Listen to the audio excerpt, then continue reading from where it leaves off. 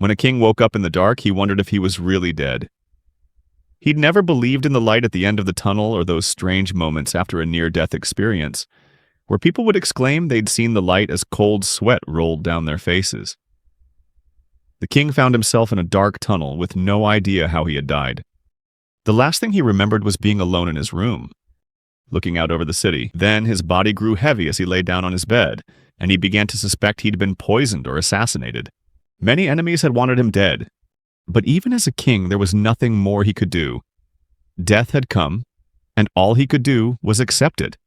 When his eyes opened, he realized he had just been born.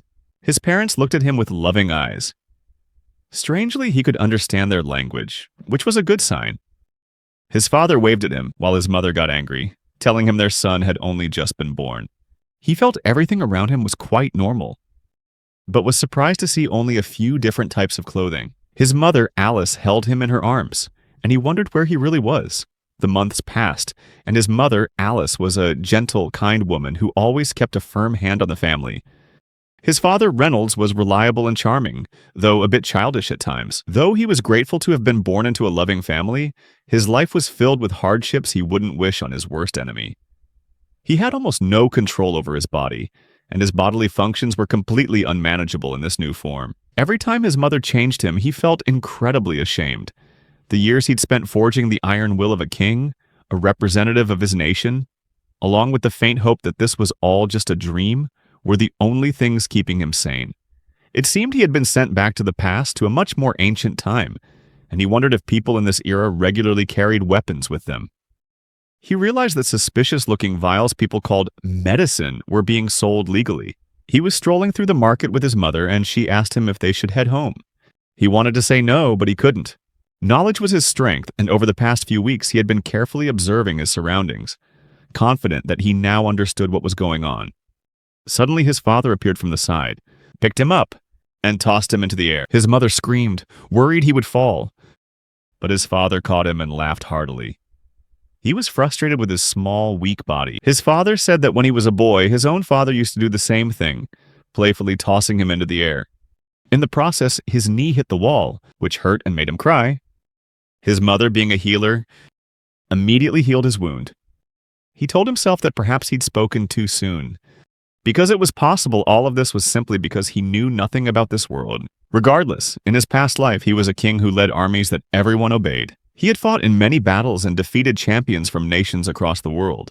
Of all his achievements, he had never been as proud as he was at this moment, crawling across the floor. His mother worried he might hit his head on the corner of the table, while his father asked her to block him from getting near the bookshelf. He crawled toward a mirror on the wall, and as he looked at his reflection, he saw his parents beaming because their son was looking in the mirror. Months had passed, but he still wasn't used to his new name. As a king in his past life, Art felt the name was a bit too cute for him. But looking at his reflection in the mirror, he couldn't deny that he was, in fact, very cute. He was sure that in the future, he would conquer many hearts. That night, while he was sleeping, his mother kissed him and left the room. But as soon as she left, he opened his eyes and began to carry out his plan. He threw the blankets off the bed and tried to climb down to the floor. Then he jumped onto the blanket, thinking that his mother, Alice, had left while he was sleeping. He only had about an hour before she came back to check on him. He stealthily snuck out and headed for the study. He was delighted to have completed his mission, because ever since discovering this place, he had been sneaking in every night to learn more about this world. He discovered that Dicathin, the continent where he was born, consisted of 3 main kingdoms. Elenoir, the kingdom of elves located deep in the forest. Darv, the vast underground kingdom and home to the dwarves. And Sapine, the kingdom of humans, which was the most populated land. However, both this world and his old one had a monarchy, but here power wasn't seized but passed down from one generation to the next. He soon realized that this world was very primitive compared to his old one. The reason for the stunted technological development was magic. Opening a book titled A Beginner's Guide for Privileged Mages, he recalled that in his old world, they had a life force energy called Ki, which was used by martial artists to strengthen their bodies and weapons through rigorous training. This world had a similar force called Mana. Unlike Kai, which only existed inside the body, Mana was present everywhere around them. The power to control Mana was mainly hereditary, and only about 1 in every 100 children possessed this ability. However, mana could be used in various ways. The two most common methods being augmentation and conjuration. Augmenters used mana to enhance their bodies, giving them incredible strength, defense, and agility. However, their weakness was their limited range. Conjurers, on the other hand, emitted mana into the world, allowing them to bend their surroundings to their will. However, they had to draw mana from the outside world into their mana core to form spells. His mother was what people called a deviant, a rare type of mage who could conjure special healing mana by emitting it externally. According to the book, a mage's first awakening usually occurred during their teenage years, when their mana core manifested. This sounded very much like Kai, the power from his past life. Children were taught to meditate to create Kai, as scattered fragments of Kai in their bodies would gather into a single point. He wondered if this could work in this world. He sat down, tried to focus his Kai, and soon realized that it was actually working. Suddenly Alice approached, hugged him from behind, and said she was worried about him. She found his expression a bit strange and asked if he was having trouble pooping. He was about to begin his journey to become the greatest mage in this world, and here she was thinking he was just a constipated baby.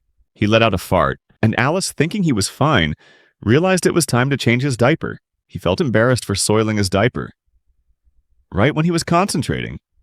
2 years passed. Alice felt like she understood her son more each day, and she concluded that Arthur, her son, was definitely the cutest child in the world, with his auburn hair and blue eyes that looked at her so intelligently.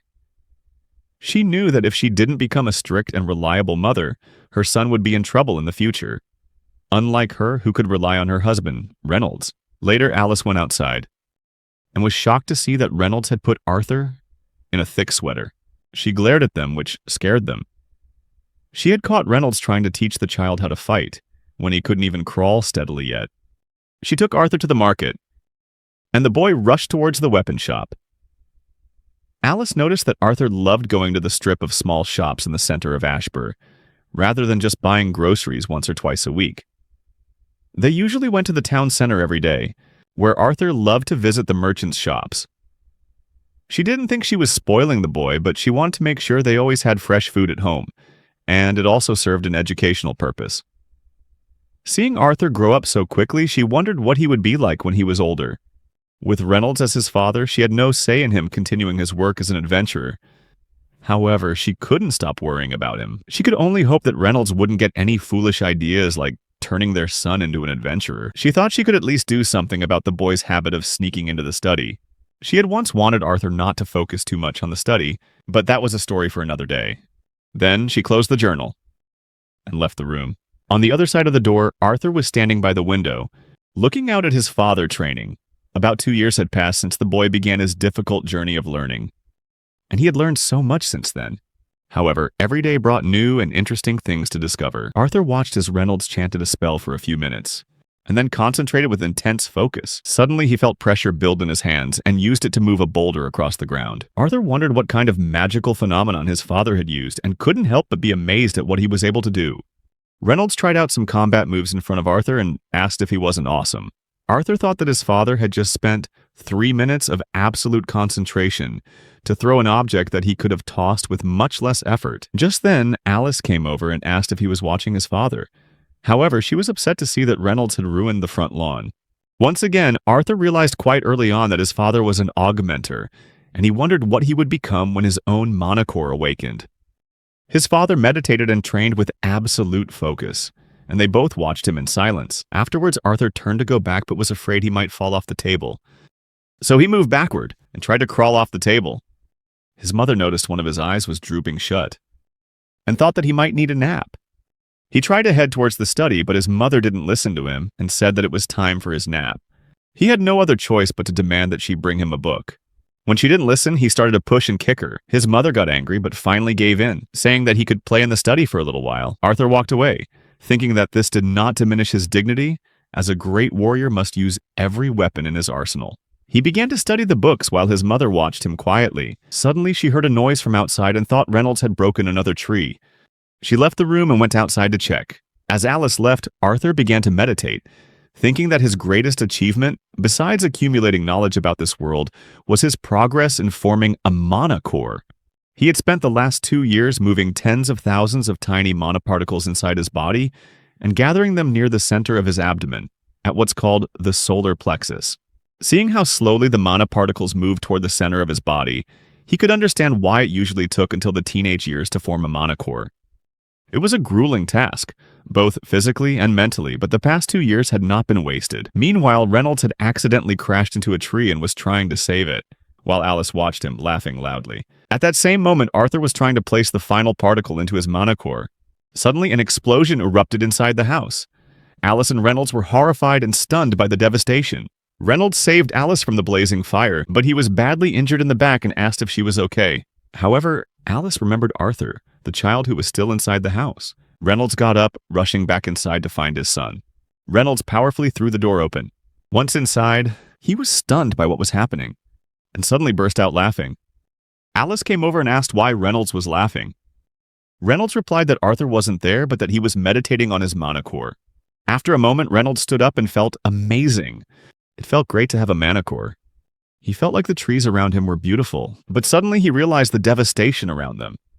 He wondered if they had been attacked, and who would dare destroy the home of a king. Another year passed, and during that time, with his mother, Arthur learned how to read and write. He learned the basics of mana control and augmentation. At first, because his body was too small for combat training, they did basic physical exercises.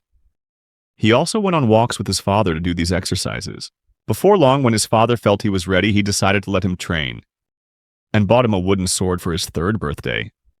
One day, while he was studying in his room, Reynolds came into the house and said it was time to train. He brought the sword with him and took Arthur outside. He told him to remember what he had learned and to try to sync his mana flow with his breathing. Just like a heart or lungs, the mana core was just another organ in the body.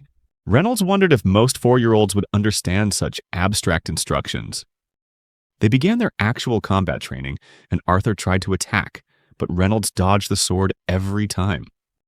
Reynolds told him to give it his all, and Arthur said with determination that he wouldn't let him rest until he succeeded. He only had a little time to learn before dinner, so he decided to put all his strength into one final attack. He attacked with all his might, breaking Reynolds' wooden sword, leaving him completely stunned. Arthur asked if he could go inside and study now, and Reynolds happily let him go inside. That same night, while Arthur was meditating, he thought about this world. He realized that the color of a mana core would reflect a person's strength. The mana core starts out black, because blood and other impurities in the body mix with the mana particles to form it. As the impurities are gradually filtered out over time, the mana core becomes purer, and its color changes from black to red to orange, yellow, silver, and then white. Each stage is divided into dark, gray, and light shades. The brighter it is, the purer and more powerful the mana core. Suddenly, Arthur heard his mother calling from outside, telling him to come for dinner. He reluctantly went out, thinking that he couldn't get any privacy here and wondering how he was ever going to study. Meanwhile, Reynolds called out to Alice and said it was time to find Arthur a proper teacher. Alice stood up angrily and said that he was only 4 years old, and besides, he had already said he could teach him. Reynolds also stood up, saying he never expected their son to be such a genius at manipulating mana. To be able to control mana so well at just 4 years old, he couldn't let their son waste his talent. They had to give him a chance. Alice protested, saying she didn't want her son leaving home for a city hundreds of miles away. But Reynolds said that Xyrus was no ordinary city, and he would make sure his friends took care of Arthur. They argued while Arthur watched in silence. Finally, Arthur slammed his hands on the table. Reynolds asked him if he wanted to go to a big city and have a real teacher. Arthur was stunned that his father was letting him decide, and wondered if this was too much to ask of a 4-year-old. Arthur asked if they could all go to meet the teacher together. The two of them looked at each other in silence, and Arthur wondered if he'd said something wrong or if his words had been too complex.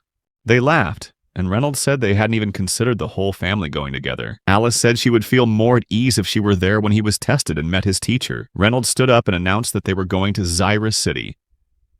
Arthur was stunned to hear his parents were already preparing for a 3-week journey. That same night, as Arthur was reading a book, Alice appeared, snatched the book from his hand, and told him he needed to go to sleep because they were leaving early in the morning. Arthur protested, saying that tomorrow was too soon. Alice didn't like rushing either, but their friends from the Twin Horns were also going to Xyrus, so they would all travel together. His father was with them now.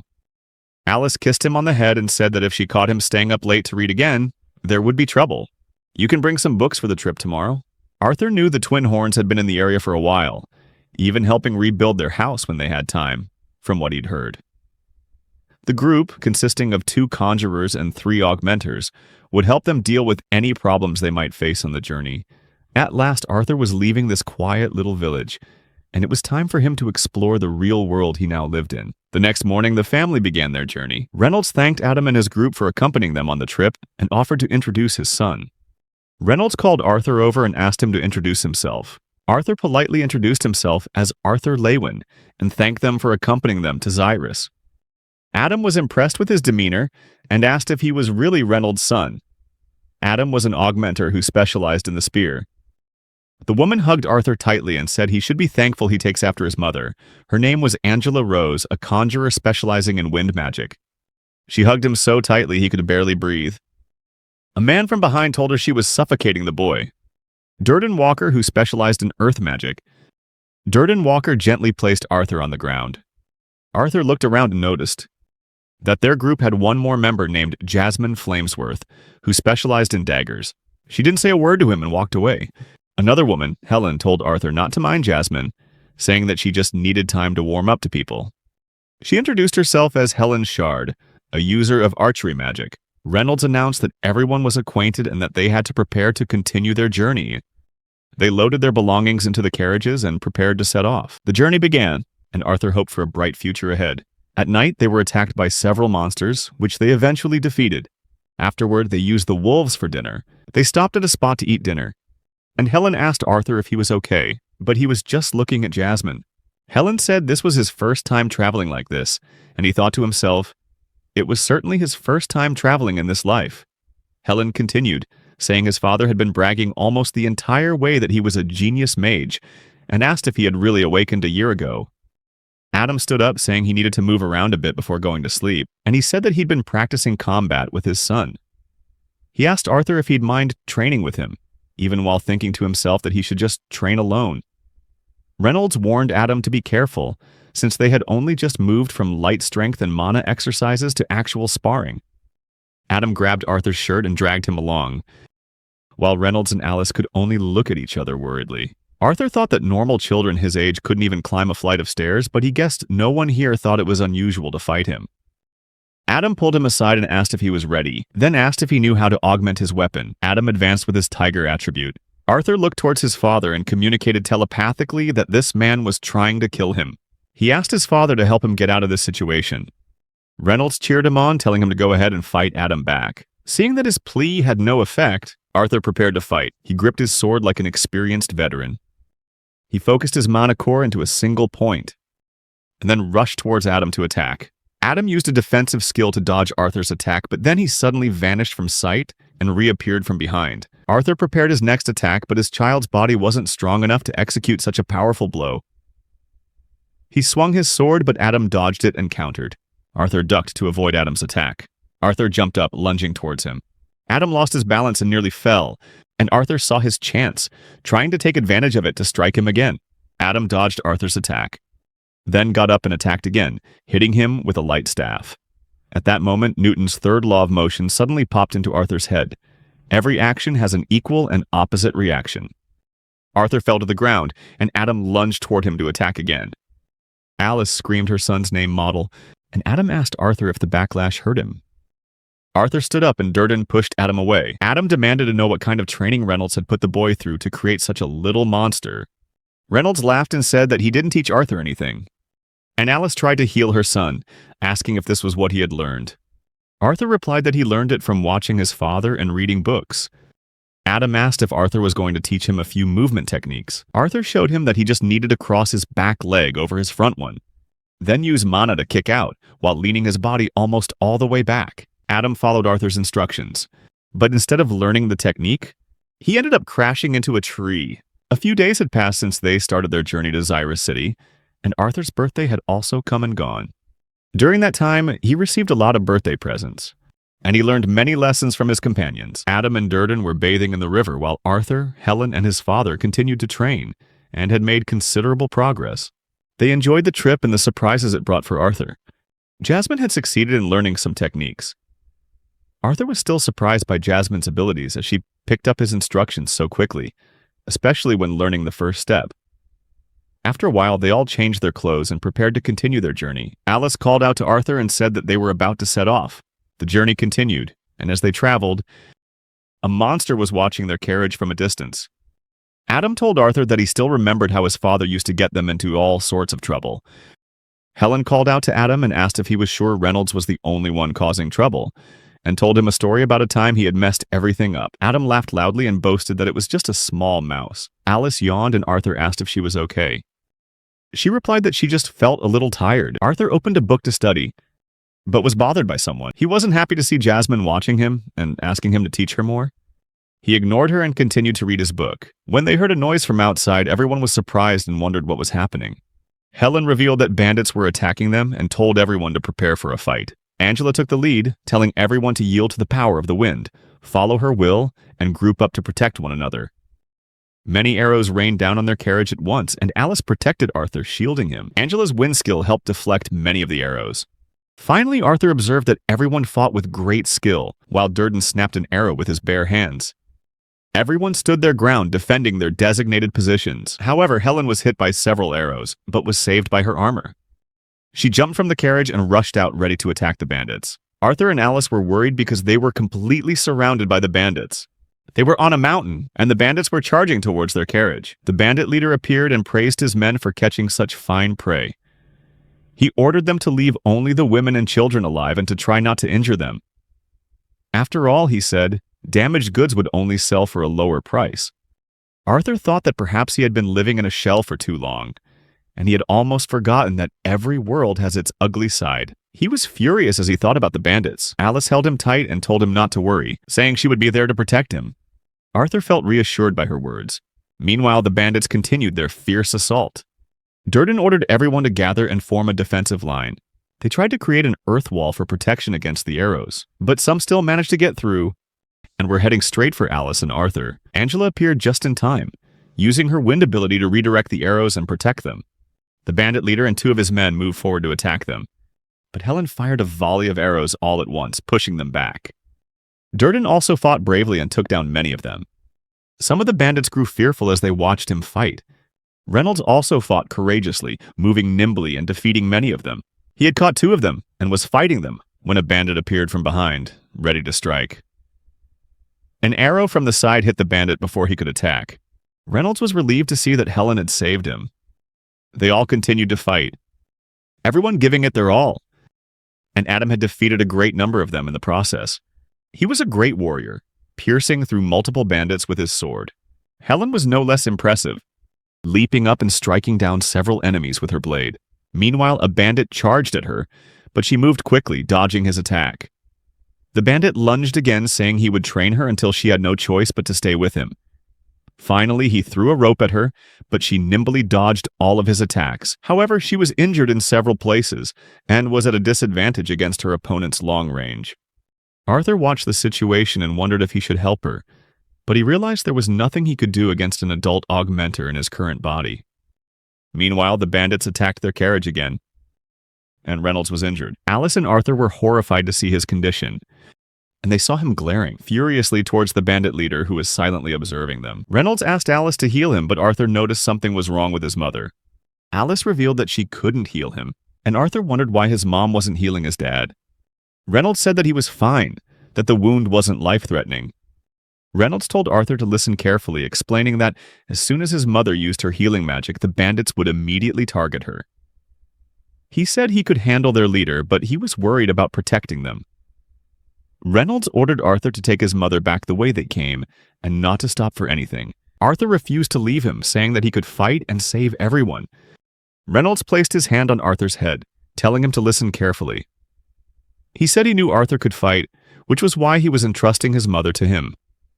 Reynolds asked him to protect his mother and the baby in her womb. He recalled that his mother seemed a little tired because she was pregnant. Reynolds said they were planning to tell him when they got to Xyrus, but now they wouldn't be able to make it there anymore. Arthur promised he would save his mother.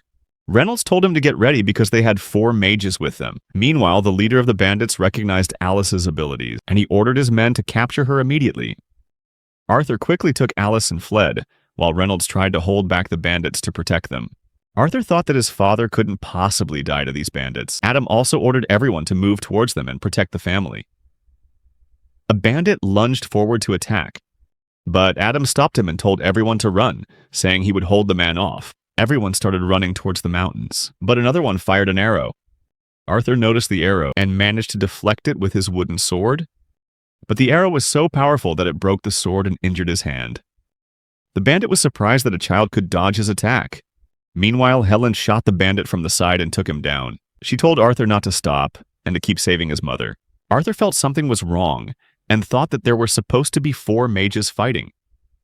He counted the mages during the fight and could only find 3, unable to locate the 4th. The bandit leader ordered his men to forget the original plan and kill everyone, including women and children. Arthur wondered who he was talking to, and he was stunned to see a giant whirlwind flying through the air. The whirlwind attacked them, and Arthur thought that even if he could use mana to dodge, his mother wouldn't be able to avoid it in time. Suddenly, they lost their balance and both fell to the ground. Arthur thought that if he couldn't escape, he had to take the mage down with him. He charged into the whirlwind at full speed and tried to strike it with his sword, but ultimately decided he had to get inside the whirlwind. He broke through the whirlwind and jumped up to attack the mage. He hoped the mana thread he had created would hold, and it kept his mother tethered. He was hanging from the cliffside, while his leg was injured. The mage was also dangling from a ledge, and the rocks he was holding onto were about to crack. A moment later, they crumbled, and the mage fell. Alice grabbed one end of the thread and tried to hold onto him. Durden appeared and used his skill, creating a stone hand which saved Arthur. Arthur was about to fall and thought that the others would be okay. He closed his eyes, disappointed that he would never see his brother from his past life again. He remembered a morning when he woke up, and he left his room, but the servants were frightened when they saw him. He walked past the balcony where everyone was welcoming the king. After that, he entered the council chamber, where an old man was already waiting, and the old man was surprised to see him. He began to stare at a painting, lost in thought. The council was the gathering place for the people who truly ruled the country, managing its politics and economy. In a world rife with problems like declining birth rates and limited resources, wars had been replaced by duels and armies by kings. He was one of them, and he admired the old man's masterpiece. The old man stood up and said that while being a council member was a worthy position, he couldn't lie and admit that he was also jealous of the fame and glory the kings received after each victory. He asked the reason for his unexpected visit. However, he took off his gold medal and placed it on the table. The old man was stunned by his action, but the king left the room, saying that he was retiring. He had spent his whole life becoming the strongest, but he couldn't find peace. He was still an orphan, with no one left to love. He was willing to give up everything he had in this life just for a chance to go back to Ashbur and see everyone again. He couldn't forget the memories he had made with them. When he opened his eyes, he found himself in a forest and wondered if he was still alive. Arthur saw the mage's corpse lying next to him and turned his face away. He was so badly injured he couldn't move, and he passed out again. After a while, he woke up and he tried to get up, but his wounds were too deep, making it impossible for him to move. He saw some food pellets in the mage's bag, so he struggled to reach it and ate one. After eating, he felt a little bit of energy, and he lost consciousness again. The next morning when he woke up, he felt a little better. He tried to stand up, but his body was too weak, and he fell down again and closed his eyes. A few days later, he was able to walk again and went over to the mage's corpse to get the dagger. He looked towards the high mountain he had fallen from, wondering how he could have survived a fall from there. He wondered how long he had been here, but he knew he had to keep going and find his parents. Suddenly, he was startled by a voice asking if he was awake. He turned to find the speaker, thinking the mage's corpse was talking to him. The voice continued, asking about his condition. He moved closer to the corpse and tried to touch it with his wooden stick. The voice told Arthur not to worry, that the corpse wouldn't come back to life if he was afraid of it. Arthur felt relieved, but then realized he shouldn't trust the disembodied voice, no matter how soft and majestic it sounded. He asked the voice who it was, and if it was the one who had saved him. The voice replied that yes, it had saved him, and that he would find the answer to his first question when he reached its home. Arthur remarked that the voice sounded confident to even dare to come and find him. It replied that only it could help him get home from this place. Arthur thought of Reynolds, Alice, the twin horns, and his unborn sibling. He wondered if they were okay or if they had made it to Xyrus safely. Then he named the voice Mr. Voice and asked if he could trouble them to show him the way, so that he might be lucky enough to meet them in person. She laughed and replied that he caught on pretty quickly, but that calling a woman Mr. was incredibly rude. Arthur wondered how she knew his name, and she replied that she would show him. Suddenly, he felt a red light envelop everything, and he quickly covered his eyes to protect himself from it. Miss Voice scanned the area and advised Arthur to leave immediately, since it would be safer to travel during the day. Arthur followed her instructions, and he felt his body's condition gradually improve, with only a few aches and pains left here and there. In the afternoon, he couldn't help but think about the kind of magic she had used to save him from the fall. He wondered how she knew they were going to fall and why she had only saved him. The more he tried to figure out a reason, the more questions he had, so he decided to let it go and let things happen naturally. After a while, he came to a body of water and quickly jumped in for a bath. He felt so relaxed, and after his bath, he washed his clothes. Miss Voice laughed and said he was quite easygoing and carefree, but told him not to worry because she wasn't watching him. He was so embarrassed that he just stood there naked. For a long time before putting his clothes back on, Miss Voice apologized for startling him. Arthur continued on his journey. He drank some water and ate some food. Since he had fallen down the mountain eastward, he thought he might be near the Elven territory, but he didn't see any of the mist that the Elsher forest was famous for. He kept walking, and his fear of passing through areas full of wild beasts was gradually eased by the fact that only a few small animals appeared. However, he was surprised not to see any mana beasts, even though the area was incredibly rich in mana. He regretted not being able to stay and absorb some of it, but he knew he had to keep going and couldn't delay. He had to get back to his parents quickly, especially since his mother was pregnant, and the stress from fearing he was dead could be dangerous, even harmful to her unborn child.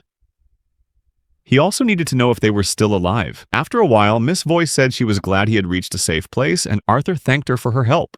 He picked up a stone and shook it, pretending it was Miss Voice. She said that she wasn't an emotional cluster of rocks and that he would find her in the rift. Arthur saw a light emanating from a boulder and went inside, thinking about his parents. Once inside the boulder, Miss Voice reminded him to watch his step. Arthur stepped on a rock, but it cracked and sent him falling. Arthur fell into the light, and he quickly hit the ground in a strange place. He got up, thinking that Miss Voice should have warned him he was about to fall 2 stories. He stood up and tried to walk, but this time he stumbled down some stairs. When he looked up, he was stunned by what he saw in front of him, a monster-like creature.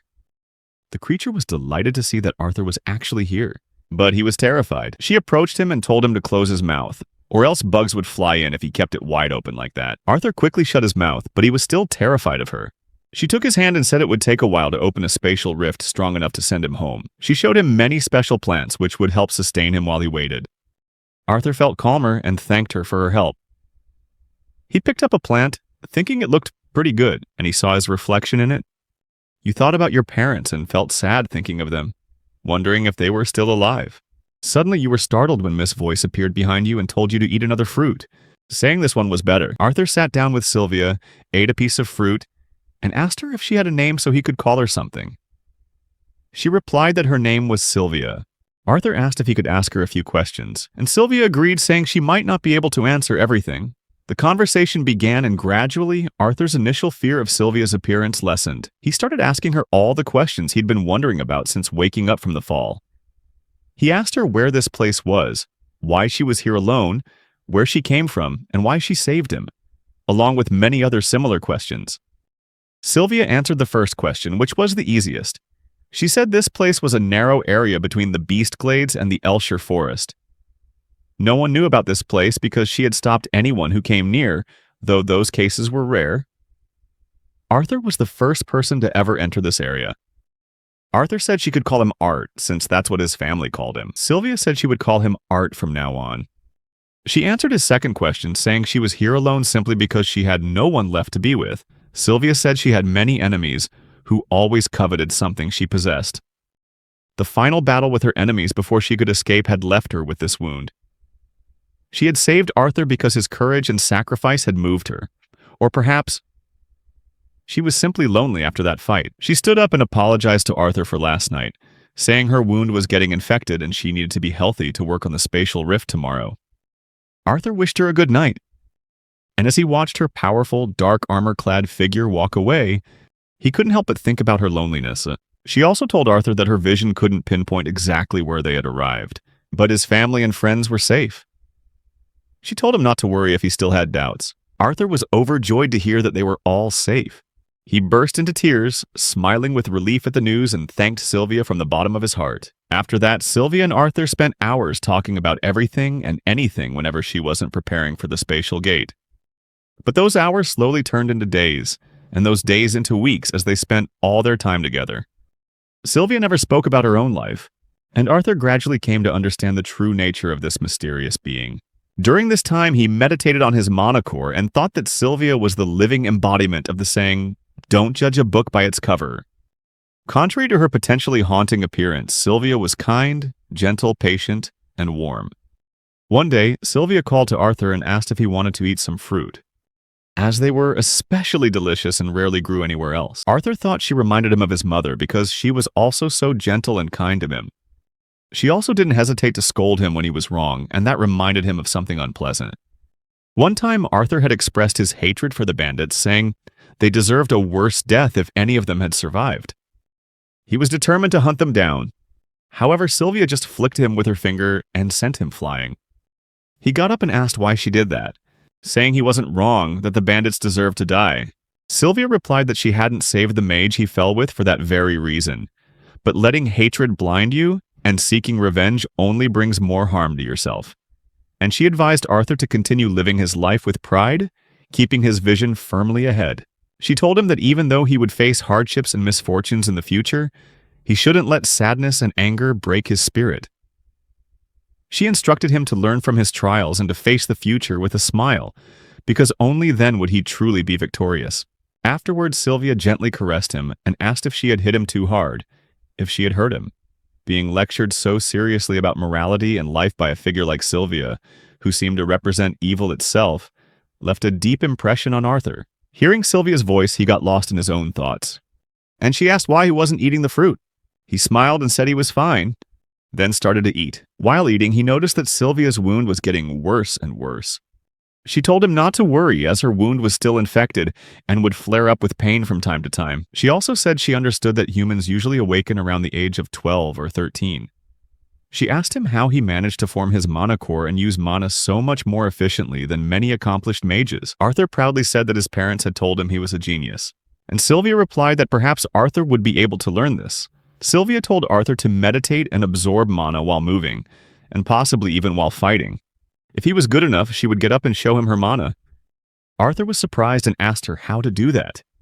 Sylvia answered that humans have a very linear approach to mana, and that he had to start small, with unconscious movements, and gradually build up from there. Arthur followed her instructions, but he had to admit it was easier said than done. Sylvia said that mana beasts learn to do this naturally, but because humans usually awaken later, their bodies can't handle doing multiple things at once. However, since this didn't apply to him, if he practiced hard enough, he would succeed. Arthur smiled and said he would do his best. Then he began practicing the technique while Sylvia continued to work on the portal. Suddenly, Arthur lost his balance and fell to the ground. He realized that to truly perfect this skill meant being able to fight masterfully while maintaining a steady flow of mana inside his body. He moved the wooden sword with a flow of mana, and the mana coursed through his hand and up his arm. He was overjoyed and told Sylvia that he'd done it, but he immediately panicked when he saw her lying on the ground, unconscious. Arthur ran to Sylvia's side, frantically asking what happened to her. But when his foot touched her blood, which had pooled all over the ground, he grew even more terrified. He tried to move her with his mana, but she was too heavy, making it impossible for him. He was horrified to see how bad her wound had become. Meanwhile, the portal had opened, and Arthur realized Sylvia's condition was worse because of the very gate she was creating. He remembered the good times they had spent together.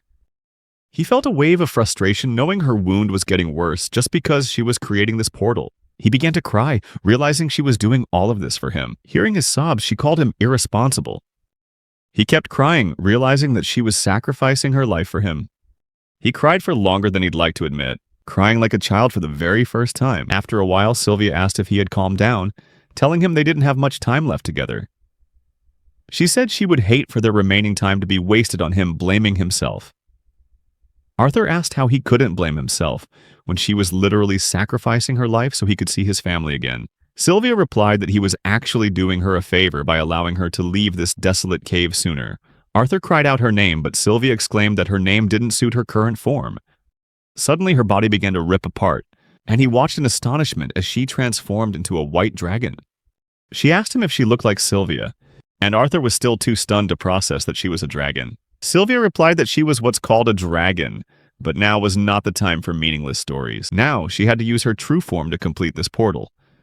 However, once her veil was gone, her enemies would soon come for her. She created a spatial portal and told Arthur to listen to her very carefully. Before they parted, she wanted to tell him a few things.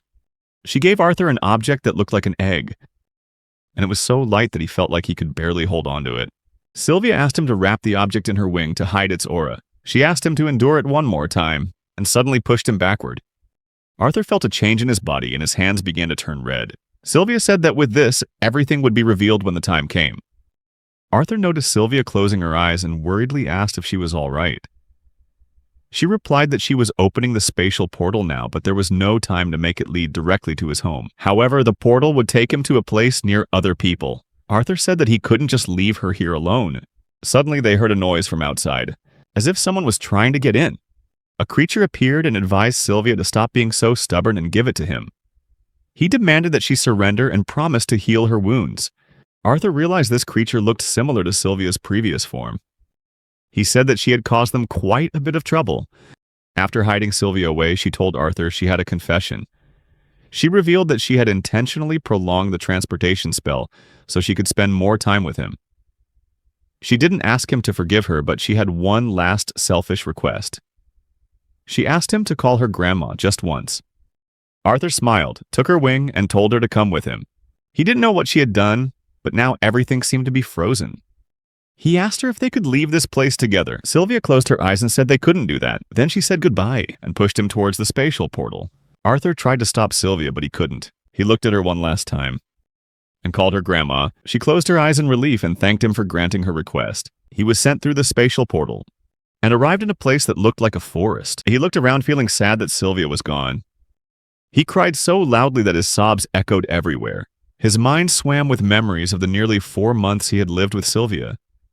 She had treated him like her own child for a time that felt both long and short. She had taught him the things he had been missing since coming to this world. Suddenly the spatial portal opened again, and he hurried to turn around to see if Sylvia had come back. He heard her voice, and she asked him to listen to her very carefully.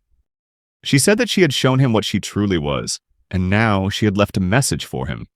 Sylvia said she knew he would feel disappointed, and that he wasn't ready to face the truth. His body was only that of a 4-year-old child, but his mana core had already advanced to the dark red stage as a small parting gift. Sylvia had imbued Arthur with her unique will, and his future development as a mage would depend on how he used the gift she had given him. She could imagine what he was feeling right now, sadness, anger, and guilt. But she asked him to remember that she also had a family to worry about, and a purpose to fulfill in this life. The only thing she wanted from him was to embrace the joy and innocence of childhood, and to become a man that both her parents and she could be proud of. When his mana core surpassed the white stage, she would be able to hear him once again. At that time, she would explain everything. Until then, she bid him farewell and called him King Grey. Arthur was stunned to hear she knew about his past life and his name. After that, the questions continued to bother him, long after Sylvia's voice had faded. He wondered how long she had known about his identity. The one thing that was clear was that he had only focused on training for the sake of revenge. And this life would hardly be any different from his last. He could only keep moving forward, but first he had to figure out where he was. He used the mana core that Sylvia had taught him and ran everywhere to learn about his whereabouts. Arthur reached out to grab a tree branch, thinking that his vision was limited even when using mana. However, one thing was certain. He was deep in the Elshire forest. Even though he could only use the mono-rotation technique Sylvia had taught him, he could now use magic for a much longer time. He couldn't help but wonder how he ended up here. Sylvia had said that he would be near other people, but no matter what, he continued to search his surroundings. He was gradually getting better at moving through the trees. Suddenly, he heard a human voice from the side. He turned around, hoping they could help him leave with them. He climbed down from the tree and saw a carriage heading to one side. Several people were standing around it, and one of them was ordering the others to get ready. He heard them say it would only be a few more days before they left this forest. They were elves, and they were talking about a little girl they'd kidnapped. They were planning to sell her. Arthur realized that they were slave traders, and he saw an unconscious little girl being held captive by them. He didn't know how these people had managed to capture elves, but he knew that rescuing her might be his best chance to get out of this forest. As for those slave traders, after everything that had happened to him recently, it looked like he would finally have a chance to vent his anger. He jumped down from the tree because dealing with the slave traders first was the best course of action. However, he couldn't attack immediately. Attacking all 4 of them at once would be suicide, even for him. So he decided to follow them. And he waited for the right moment when their guard was down. After a few days, Arthur knew the time had come. He threw a nutshell at a jackal, and the dog started barking. One of the men told the others to keep quiet so as not to wake everything in the forest. With no weapon, Arthur was forced to use a technique from his past life, one he wasn't even sure would work in this world. One of the slave traders went over to the dogs, telling them to be quiet and giving them a piece of meat.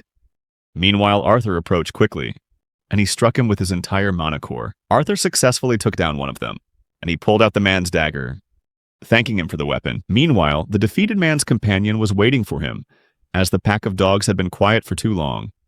He went to check and was caught off guard when Arthur appeared behind him and killed him with the dagger as well. As expected, fighting is really tough and tiring in this body. Arthur told himself that he needed to end this fight quickly. Meanwhile, the other 2 guys had noticed what was happening.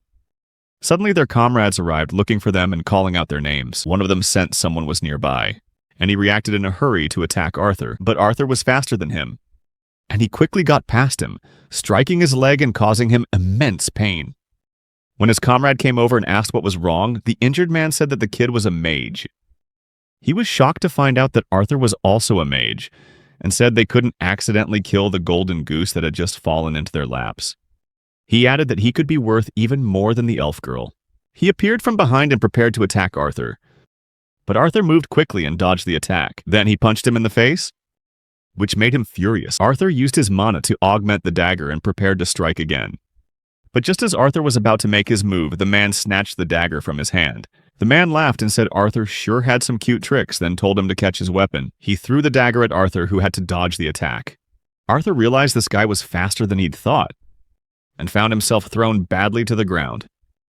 The man approached, calling him a sack of gold. He grabbed Arthur's leg, telling him to give up, saying there was nothing he could do in that small body of his. Arthur thought that condensing mana into a blade seemed similar to wind magic in this world, so he decided to use his condensation technique to break free. An explosion erupted, severely burning the man's hand, and he screamed that he would kill him on the spot.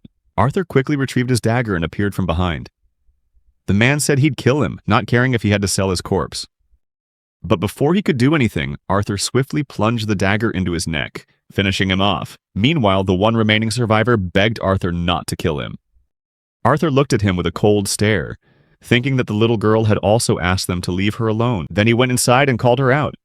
He said that they were safe now, and she could go home.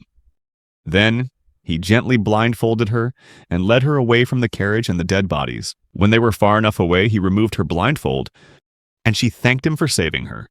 He was about to leave, but the little girl grabbed his hand and asked how he could just leave her in the middle of the forest like that. Arthur replied that he wanted to go home too, and that the bad men wouldn't be chasing her anymore. Besides, elves were generally safe in this forest. The little girl replied that only monsters were afraid of adults, and she was just a child. Her parents said that children get eaten by wild dogs or tree golems. He asked the little girl how long it would take to get to where she lived from here, but he was shocked when she said she didn't know where she lived. Arthur told the little girl to stay there while he went to gather some supplies for their trip. Then he rummaged through what he could to prepare for the next leg of their journey, and stripped the clothes off the slave traders. He thought to himself that it was a shame they couldn't take the carriage with them, but perhaps that was for the best. And he also freed the jackals. He could only hope that the elves would have something to get him back to the human kingdom. Arthur went over to the little girl and gave her some clothes he had found in the carriage. The little girl thanked him for the clothes, and Arthur smiled, saying that they were on their way home. As they walked in the vague direction she pointed, Arthur got to know the little elf girl better. Her name was Tessia, and she asked him how he had ended up in the Alshire forest. Arthur told her the whole story, saying he had just been separated from his family and came from the human kingdom. Tessia asked him if it was true that all human men were perverts and had multiple wives, saying her grandfather had told her so. Then she said that there were perverts among the elves too. Arthur asked her if she really understood what the word pervert meant, and Tessia revealed that she spent a lot of time with her caretakers and her grandfather, since her mother and father were always busy.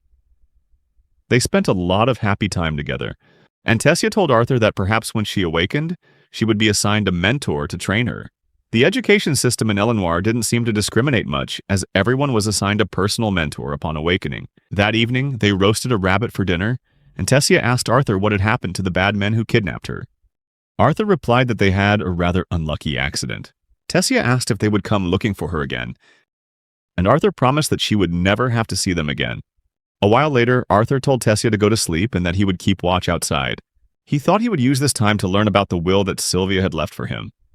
Tessia came over to him and asked if he was sure he didn't need a night's sleep. Arthur replied that he wasn't sleepy, and Tessia went inside the tent. She said sadly that the monsters would easily spot him if they saw him outside, because they would see he was just a child. Therefore, she suggested that he should keep watch from inside the tent. Arthur realized she was scared, and Tessia explained that this was for both of their safety, not because she was afraid. Arthur told her to go to sleep, and after a while, she drifted off. As for Arthur, he sat there and also dozed off for a bit. They continued their journey through unfamiliar landscapes, and the passage of time was the only sign of their progress. After Tessia's initial despair and fear had passed, it was clear that she didn't know how to interact with Arthur.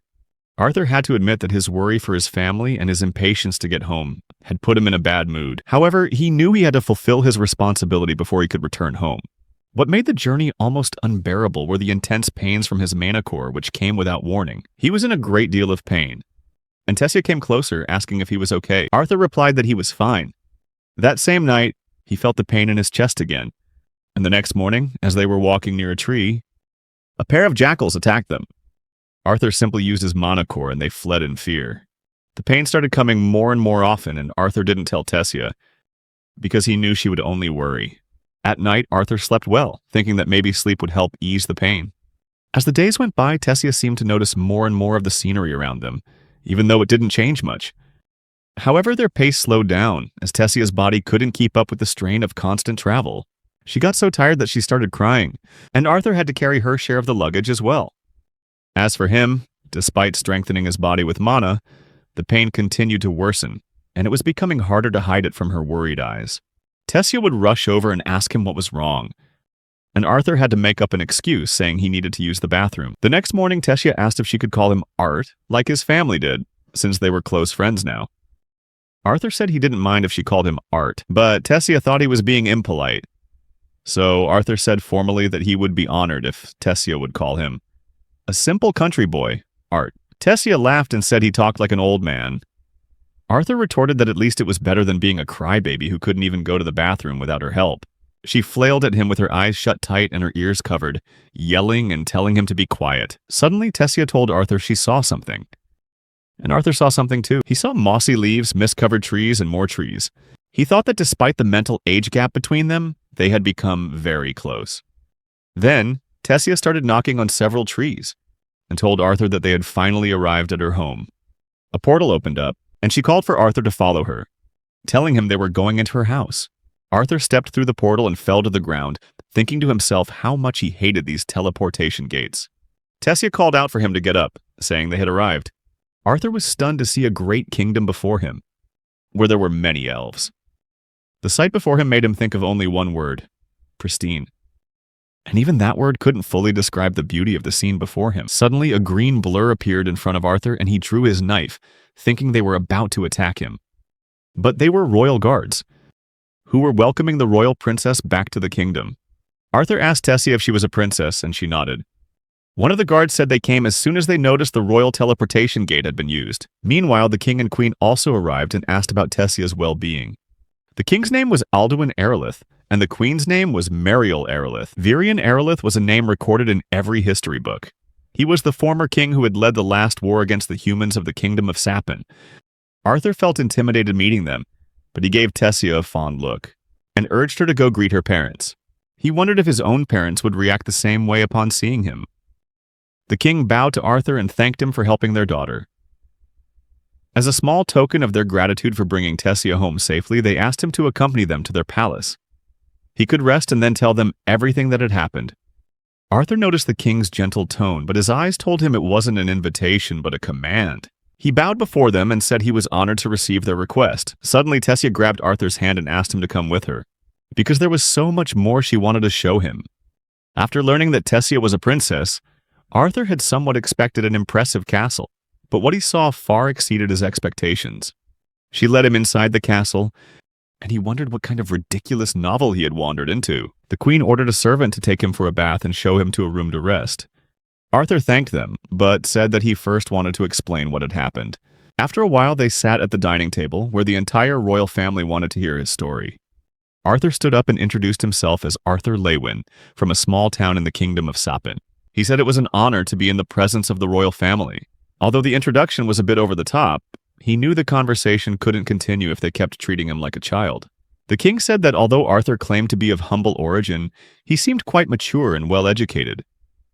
Now, he wanted to hear what had happened. Arthur then recounted his journey, starting with a vague story, saying he had been separated from his family after an encounter with bandits.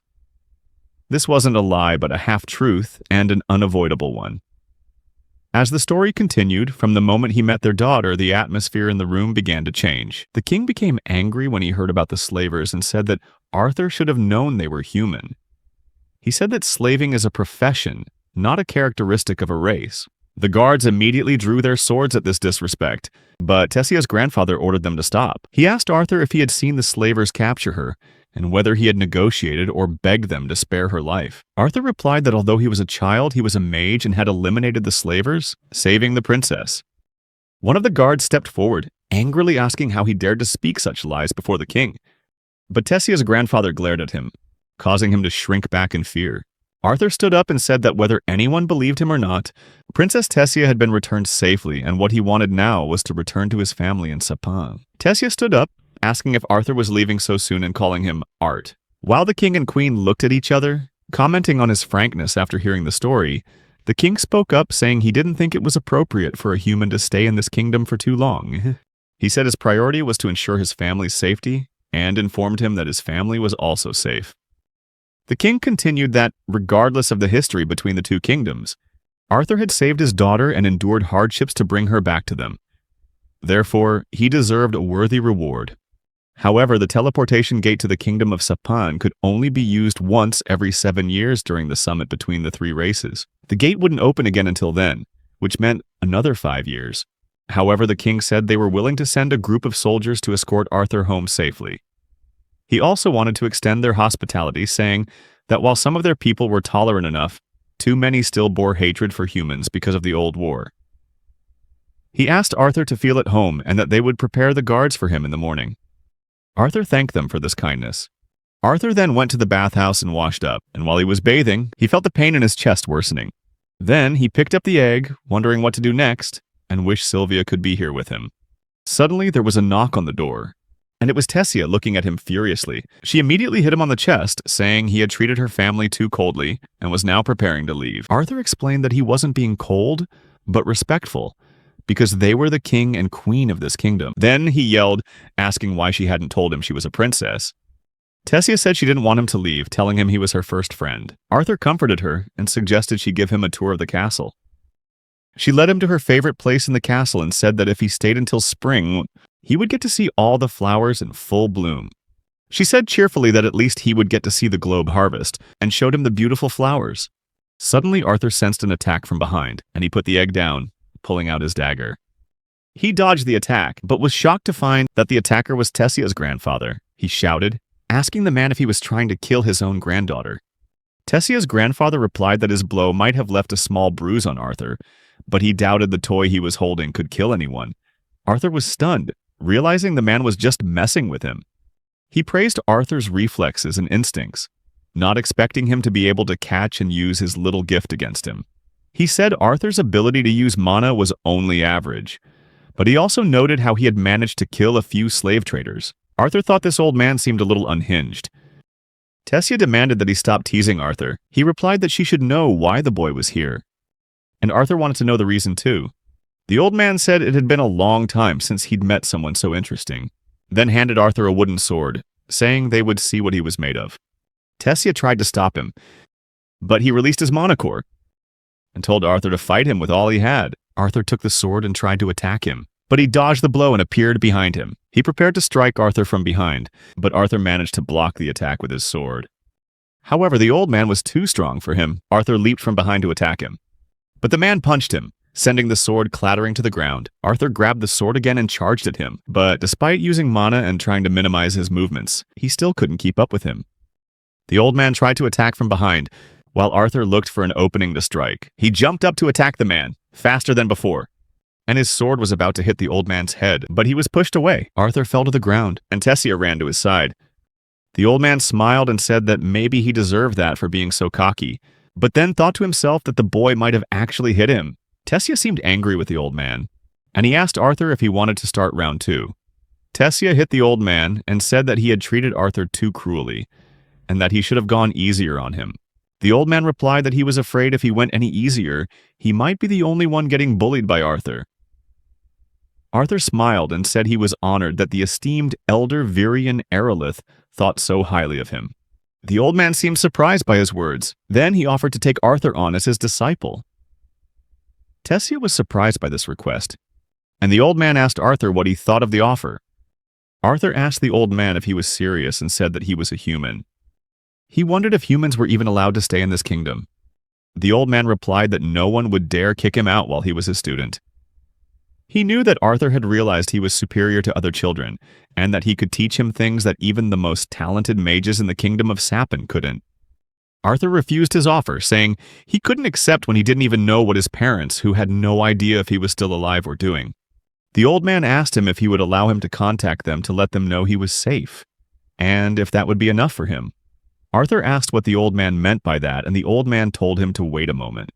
Then the old man asked a servant to take Tessia to wash up and prepare for bed. The old man realized he was being quite impatient, which was related to what he had sensed during their little sparring match. He asked Arthur if he had been feeling intense aches in his manicore and if those pains were coming more frequently. Stunned, Arthur asked him how he knew that, but the old man said that more than how he knew, the problem was that Arthur wasn't aware of what was causing his pain. He asked him if he knew about the beast's will. This was a term Arthur had never heard before, but he immediately thought back to when Sylvia had pierced his manicore. The old man said he must know of or have encountered some mono beasts, and that they were classified into different classes. The old man explained that a mono beast powerful enough to be classified as A class or higher would have the ability to pass on its will, either to its offspring or to someone it was bound to.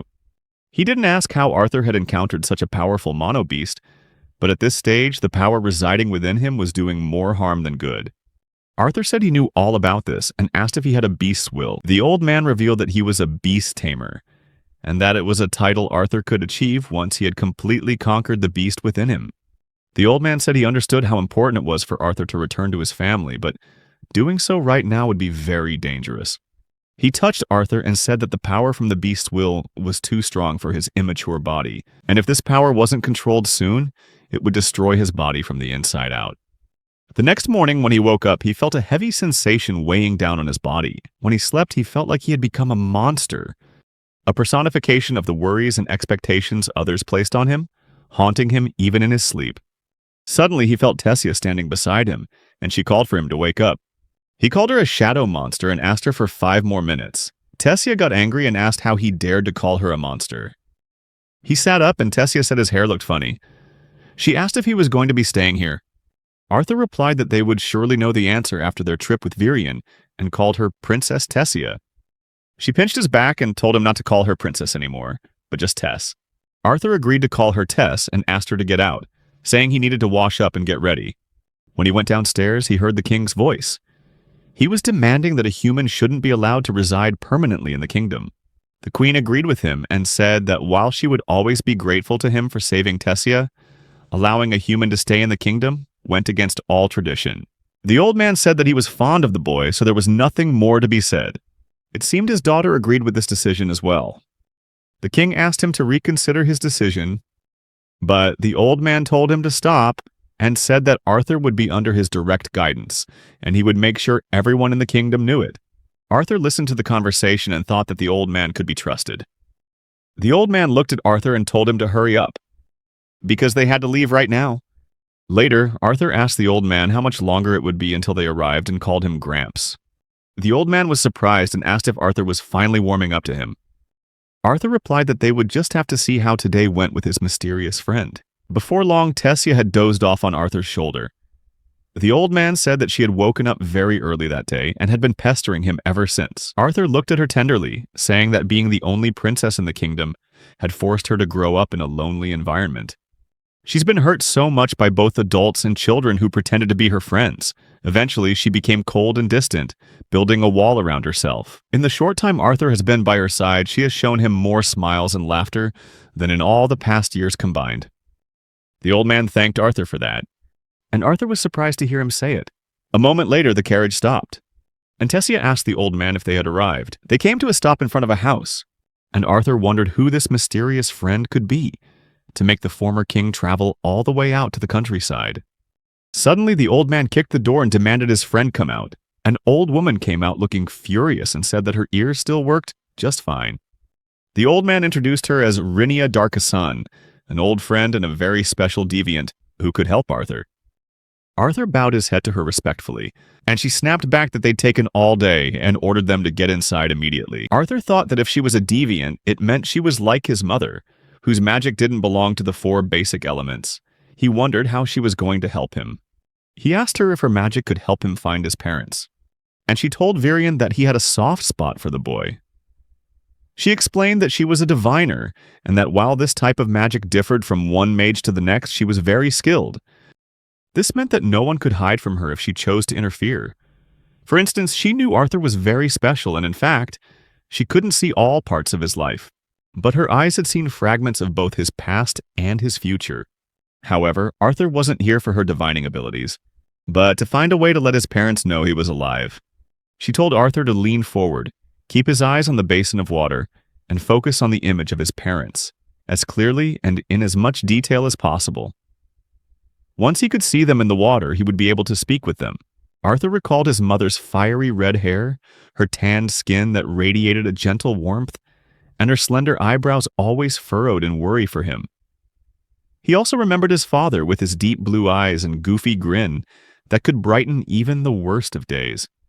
His silly jokes and simple nature at home stood in complete contrast to his charisma as a leader and a warrior. Arthur hoped that they were still alive. When he opened his eyes, he was surprised to see them inside a house. Alice had prepared a dish, and she asked Reynolds if he wanted to try it. Reynolds liked the beef stew and asked if she'd made it for a special occasion. Alice replied that there was no special occasion. It had just been a while since she'd cooked for him. After moving here, Reynolds helped her into her seat, while Alice thought sadly about the Thai beef stew that used to be a favorite of both Arthur and him. She felt sad thinking about Arthur because they believed he was dead.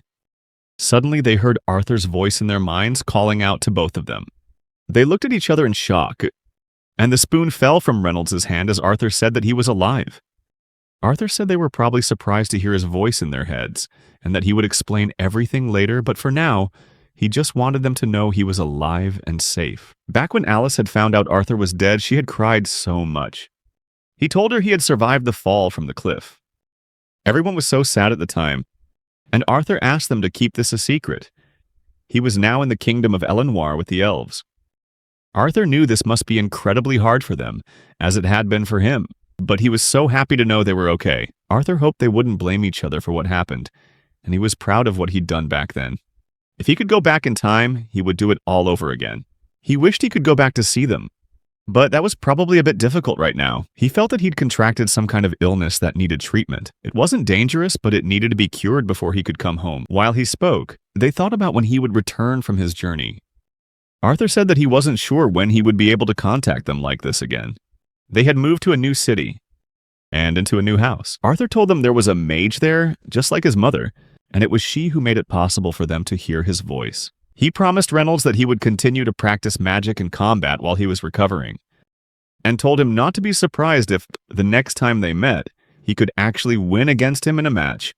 Until then, he had to keep their mother and the baby safe. Reynolds and Alice were still in shock, but then they embraced happily, thinking of their son. Arthur asked them to take care of each other until he returned. With tears streaming down his face, Arthur told the old man that he was ready to become his disciple. Afterward, they returned to the castle, where the king and queen received them but said nothing. As they were about to enter the castle, the king blocked their path and said that his many years as king had made him rigid and conservative. The queen also placed a hand on his shoulder and said that the king wanted to apologize to Arthur for what had happened earlier, and asked him to accept the apology and consider this place his home. The king said that Arthur was the one who had saved his daughter and was his first disciple, so he would give him a welcome befitting his station. They shook hands and Arthur thanked him for his generosity. Suddenly, Tessia cut in and said that if the king was truly sorry, then he had to let them go, play outside. She wanted to show Arthur around the city. After a little while, Tessia got ready and asked Arthur to come with her. They went to see the city together, and she showed him many things at the market. Suddenly, they bumped into a boy, and he rudely said that Arthur had the stench of a human on him. He sneered and said that Arthur couldn't possibly belong here just because Virion showed him a little favoritism. Tessia told Arthur to ignore the boy and leave, but the boy said he wanted to pick a fight with Arthur. He complimented Tessia's kindness but said that being with a human like Arthur was beneath her. He asked Tessia to allow him to escort her. He introduced himself as Fairith Ivsar, and Arthur, surprised, asked if he was really Firith Ivysaur. Fairith smugly boasted that he'd heard of Arthur's talent, and that he himself had just awakened while still very young. Arthur mocked his name, calling him Ivysaur, which made Fairith furious while they laughed at him. Then, Arthur bowed to Fairith and said he didn't realize he was in the presence of such a venerable genius, and would remember to show the proper respect. He then asked to be excused and turned to leave. However, Fairith felt insulted and demanded that Arthur stop, asking if he really thought he couldn't see the sarcasm in his words. Arthur thought to himself that he didn't expect the boy to be that smart, and decided to challenge Fairith to a duel for the honor of the House of Ivsar. Tessia interrupted and asked him how he dared to challenge Virion's disciple, saying that he may have noble blood, but he still needed to know his place. Fairith apologized to Tessia but said that his father had taught him to never let anyone trample on his pride. He demanded that Arthur accept the duel or withdraw in disgrace, and that his decision would also reflect on his master.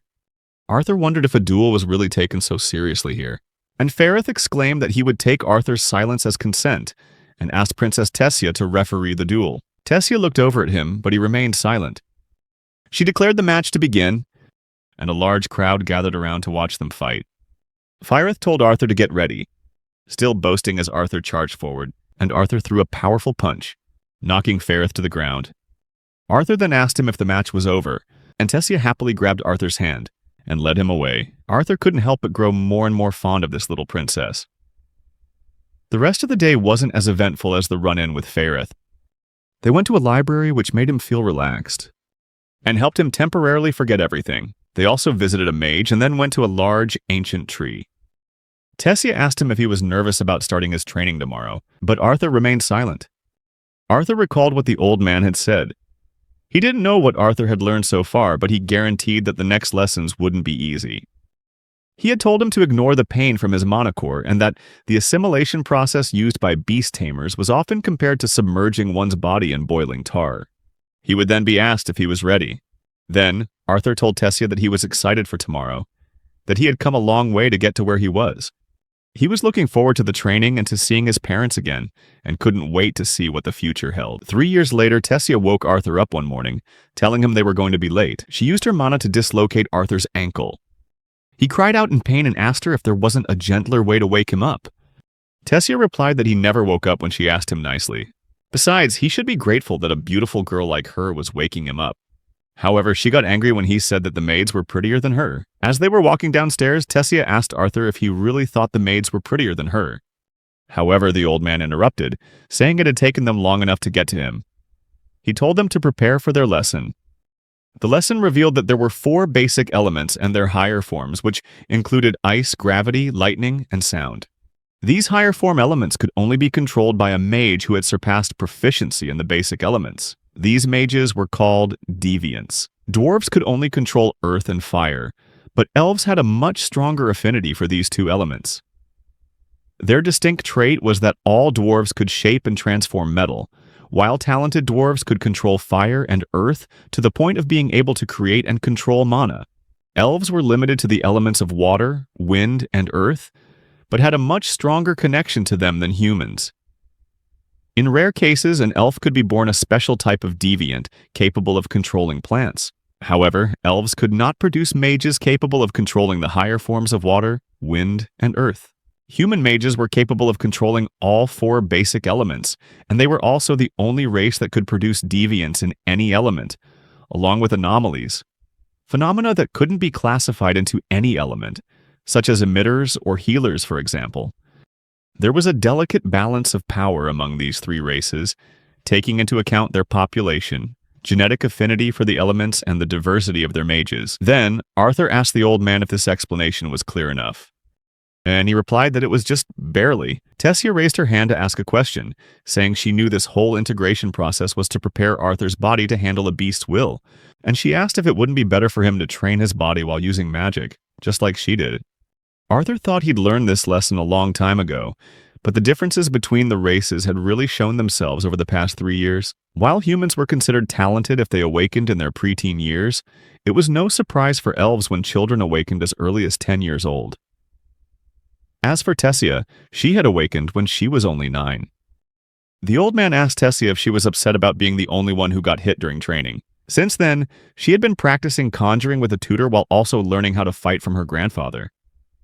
She was going to become a fighting machine in the future. The old man explained that what Arthur had been doing for the past 3 years was fusing his bones, muscles, and organs with mana. He could assure Tessia that his body would be stronger and more durable than a veteran warrior's when this was over. Tessia joked about how he could be so sensitive when she hit him. The old man said it seemed 3 years of mana integration still wasn't enough to curb her energy. He asked Arthur if he was ready. He said that after today he would become a true beast tamer. Unlike those lucky adventurers who only use a beast's will as a tool, he would activate Arthur's mana core by inserting a large amount of mana into it. Arthur would feel a slight warmth, but it shouldn't be too uncomfortable. However, during the process, Arthur felt a great deal of pain, and an explosion erupted, sending them both flying. The old man was shocked to see this, as he had not expected such a reaction. They rushed over to Arthur, but he had already fallen to the ground. They asked how he was, and Arthur replied that he was fine. The old man said that he knew, and he had his reasons for not telling him until now, but he had to ask him one more time. He asked him what kind of beast had passed its will onto him, and Arthur answered that it was a dragon. The old man was in shock, seeing a true dragon tamer in his lifetime. Afterward, the old man took Arthur to his room and asked how he was feeling now, and then repeated the question. Arthur said the last thing he remembered before passing out was losing control and going into a frenzy. He said he could trust them to keep this a secret. The old man revealed that the day of his departure had been decided. It would be in 4 months. Arthur was startled, as he thought it would be another 2 years before that happened. The old man revealed that a long-planned tournament between the younger generations of the 3 kingdoms was finally confirmed. The gates in the city of Xyrus in Sapin would be open to both the kingdom of Elenoir and the kingdom of Darv during this time. At first, Arthur was delighted, but then he asked if this was why Tessia wasn't here to tell him about it. The old man told Arthur not to worry about Tessia, and that he knew he had been in contact with his parents through Rhynia all these years. But now he would be able to see them in person. Arthur was both happy and sad, as 4 months was a rather short time. The old man said he would pray for these 4 months to pass quickly. Now that Arthur's integration was complete, his training would become even tougher. Then the old man told Arthur to rest, and that he would break the news to Tessia gently. Arthur felt sad thinking about the next 4 months. Suddenly he looked towards the stone, and was surprised to see that it was about to crack. He wondered if Sylvia's stone was about to break, and he quickly moved closer to it. Suddenly the stone shattered, and something burst out of it. Arthur stared at the object in astonishment. He then grabbed the small creature and looked at it for a long time, asking if it was a dragon. But he couldn't understand its language. He seemed happy to learn that it was a dragon, but suddenly it bit his arm, leaving a deep mark. It called Arthur Mama, then hugged him and acted all cute, just like a baby with its mother. She was a female dragon who could communicate inside his head, and she asked Arthur to call her Papa because he was a boy. Arthur comforted her and said he would call her Sylvie after his mother, and he could sense that she liked the name. It seemed the mark she'd left wasn't as simple as it looked, and he felt like it was truly connecting him to the little dragon. He thought about how he was only 8 years old, yet he already had a tattoo and was a father. Arthur fell asleep, but sometimes he would suddenly wake up upon sensing someone's presence. Tessia had picked up Sylvie and was asking who she was, but because she was so cute, Arthur ignored her question and went back to sleep. The next day, Arthur told Tessia about Sylvie and how she could communicate with him telepathically. Tessia said he was so lucky and wished she could talk to Sylvie too, saying she would absolutely adore her. Arthur told her that Sylvie would like her if she stopped staring at her like a predator. Afterwards, Tessia called for the old man and asked him to see Arthur's new pet. The old man was startled to see a small dragon on Arthur's head and said that if he kept getting shocked like this, he was going to die young. After explaining to Virion what had happened and where Sylvie came from, Arthur learned that creatures like Sylvie usually only hatch in the presence of their own kind. They tried to figure out why Sylvie had hatched in front of Arthur, but the only reason they could think of was that he had completely activated Sylvie's will the day before. Arthur asked the old man if he needed to hide her when they returned. Since most people wouldn't know she was such a powerful creature, the old man said he didn't need to worry and to just pretend she was a rare mana beast. However, he also said Arthur had other things to worry about, explaining that they had held back on strengthening his mana core during the assimilation process. But now that he'd fully awakened, the old man said they should help him train both his mana core and his new dragon will. Arthur asked him what he needed to do to make that happen. And the old man gave a wry smile, saying he'd found the best way to approach the first stage of his beast will. Besides strengthening his mana core, constant combat would help him. Arthur was excited to hear about fighting, but the old man said it would be even more helpful to fight another beast tamer who could use these same stages against him. Arthur didn't quite understand what the old man had just said, but was soon shocked when he saw the old man use his beast tamer skill and transform into a beast. The old man told him to come at him with everything he had, and it was then revealed that beast tamer mages can harness special abilities inherited from a mana beast. The first stage is called the acquire phase, where the beast tamer can borrow the inherited power from their mana beast. But it's not until the second stage, the integrate phase, that the mage can truly utilize the special abilities and characteristics of the mana beast. However, Virion, who had only unlocked the second stage after decades of studying his beast will, could now use the deadly power of a shadow panther. He called out to Arthur, telling him to pay attention as he snuck up behind him. Arthur wondered if he could really sneak up on him. Even after being warned, suddenly, he vanished from in front of him and placed a hand on his shoulder. In a flash, Arthur tried to react, but when he turned around, no one was there, and the old man reappeared from behind him. Arthur gave up, saying he couldn't react in time to his speed at this level, and that his form was truly a huge shock. The old man returned to his original form and said that, while it wasn't without its drawbacks, using the integration phase still took a toll on his stamina. Arthur said that his movements were one thing, but he couldn't even sense his presence when he was right behind him. The old man picked up the wooden sword and said that shadow panthers can manipulate wind and sound to achieve this effect. He tossed the sword to Arthur and said that now they would begin the real training. After that, the days flew by for Arthur, who was completely immersed in training. Thanks to Virion's guidance and his own discoveries, he was able to tap into the initial phase of the dragon's will. The old man also taught him how to conceal the presence of his beast will from other mages. When he wasn't strengthening his mana core by studying Sylvia's dragon will, he would be sparring with Virion. Fortunately, the integration process allowed his body to keep up with relentless training and conditioning. During his breaks, Arthur spent as much time as possible enjoying the joys and innocence of childhood, just as Sylvia had wished. 4 months passed, and the day of his departure finally arrived. Tessia was saddened by his leaving. The days they had spent living together over the years made breaking the news of his departure to Tessia all the more difficult. Then, he used Sylvia's feather to hide the presence of Sylvie's mark. The old man came to him and said that the carriage was waiting, and it was time for him to go. He gave him a pendant bearing the Aerolith family crest, which would help him navigate the forest. Arthur thanked him for everything, and the old man said he could always find another princess to guide him back. Tessia got angry and pulled his beard, and the old man said it was just a joke.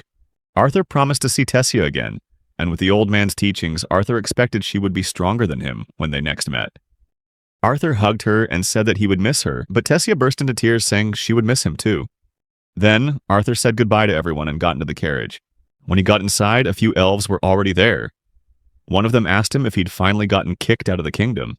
Arthur asked who the person was, and the person shouted that he was the noble whom Arthur had unfairly defeated by challenging the rules during their match. He called Arthur an idiot and said he should know that a real duel is for displaying magic, and the challenger always strikes first. Arthur seemed to recognize him, and asked if he was Lulvasor, but he screamed back that he was Faerith Ivsar, heir to the noble Ivsar family. He might have been unfairly beaten as an innocent child, but if they fought again, he could defeat Arthur. Suddenly, Arthur grabbed his hand and said it was great to see him again. He also apologized for teasing him before. Faerith fell silent, and a girl said that he could just call him Fei, like everyone else does. Ferrith got angry and demanded that she not say that. After a long journey, they finally arrived at the teleportation gate. Arthur thought he could finally see his mother and father again after a long time. "You've returned to the human world." And everything was just as it had been 3 years ago. He walked up to his home and asked Sylvie if she was ready to meet his parents. He knocked on the door and thought about the past 3 years he had nearly died and lost someone important. He had killed people and trained his whole life, but none of that made him as nervous as this very moment. He heard a little girl's voice from inside, but it was an old woman who answered, asking what he needed. Arthur introduced himself as Arthur Lewin and was informed that his family now lived here. The little girl asked who Arthur was, and just then, Alice called to her by the name Eleanor from behind, asking what she was doing. Alice told her to greet people when someone knocks, but she was stunned when she saw Arthur there. The bowl slipped from her hands, and Arthur asked her if Eleanor was his sister, then started crying with joy. Arthur then greeted his mother, and she greeted him back through her tears. They embraced tightly. Alice said that she knew it was his voice, and she was so happy that her son had come home. Eleanor started crying too when she saw them and asked her mother to stop crying. Reynolds also rushed home when he heard the news of Arthur's return. He hugged them from behind and began to cry. Everyone was crying in this emotional moment, and the family was finally reunited after a long time. Alice asked Arthur how he was feeling, and he replied that he had an illness, so she asked if he had been fully cured. He replied that he was fine. Reynolds said that she was asking him 100 questions at once, and that with just one look, she could tell how much her son had grown and how strong he'd become. Alice asked Eleanor to come closer and greet her big brother, and the little girl was surprised to hear that. Then she approached, and Alice said that he was the brother from the stories that her mom and dad told her before bed. Eleanor greeted him and called him Big Brother, and he greeted her back, saying it was nice to meet her. Finally, after they had settled down, Arthur took the time to explain everything from the beginning. Although he trusted his family, he chose not to mention Sylvie when explaining how he survived the fall from the cliff, citing it as a combination of luck and his body subconsciously using magic to protect itself. He then continued his story about finding Tessia and spending time recovering in the kingdom of Elenoir. Reynolds asked about his little friend, and Arthur replied that while he was traveling, he had stumbled into the den of an Amona mana beast with Sylvie's mother who was injured. He couldn't do anything to save Sylvie's mother, but he had been taking care of the little dragon ever since. Alice asked if he was sure that he had fully recovered and that there was no chance of the illness returning. Arthur smiled and said they didn't have to worry about him anymore, and that it had more to do with the instability of his mana core from awakening too early. He felt terrible for hiding some things from them, but until he was stronger, it would be too dangerous for them to know everything. Reynolds stood up excitedly and asked him what stage his mana core was at now. However, Alice got angry with him and said that their son had just returned home, and he was already talking about mana core stages. Reynolds said there was nothing wrong with comparing their progress, and even mentioned that after coming here, he had been working as a trainer for the Hellstay Auction House's guard team. Arthur teased him that it wasn't just his beard that had grown all this time, and asked what stage his mana core was at now. Reynolds proudly said that he had broken through 2 years ago and entered the dark orange stage. Arthur noticed he had become stronger, and felt he must have worked very hard. After that, he asked Reynolds about his stage. Arthur said that the color of his mana core was light red, and his father was shocked to hear this. Alice praised Arthur's stage and angrily asked Reynolds if he had forgotten what she said about not cursing in front of Eleanor. Reynolds told Eleanor not to say that word anymore, and asked Arthur when he reached the light red stage. Reynolds told him to go out to the backyard for a sparring match right now, and Arthur just smiled because he hadn't changed at all. Arthur thought it was great to be back. Suddenly, a man rushed to their house, saying he'd just heard that your son was alive. Surprised by the scene inside, he asked what in the world was going on. Arthur observed them and thought that these must be the people who took care of his family. Reynolds walked over and said he wanted them to meet his son, Arthur, because he had really come back. Reynolds introduced Arthur to Vincent Hellstay, the man who runs the Hellstay Auction House, and an old friend of his whom he now works with. Vincent said that since this was his house, they should introduce themselves before they start wrecking it. Arthur bowed and said it was a pleasure to meet them. Arthur was sure this must have come as a surprise, but he was the one who had asked them not to reveal anything about him. He apologized for the confusion. They were surprised to hear that, and Vincent asked if he was sure he was Reynolds' son. Arthur replied that he gets that question a lot, but he really is Reynolds' son. Vincent's wife also welcomed him and introduced her daughter, Lilia, saying she was the same age as him, hoping the two of them could become friends.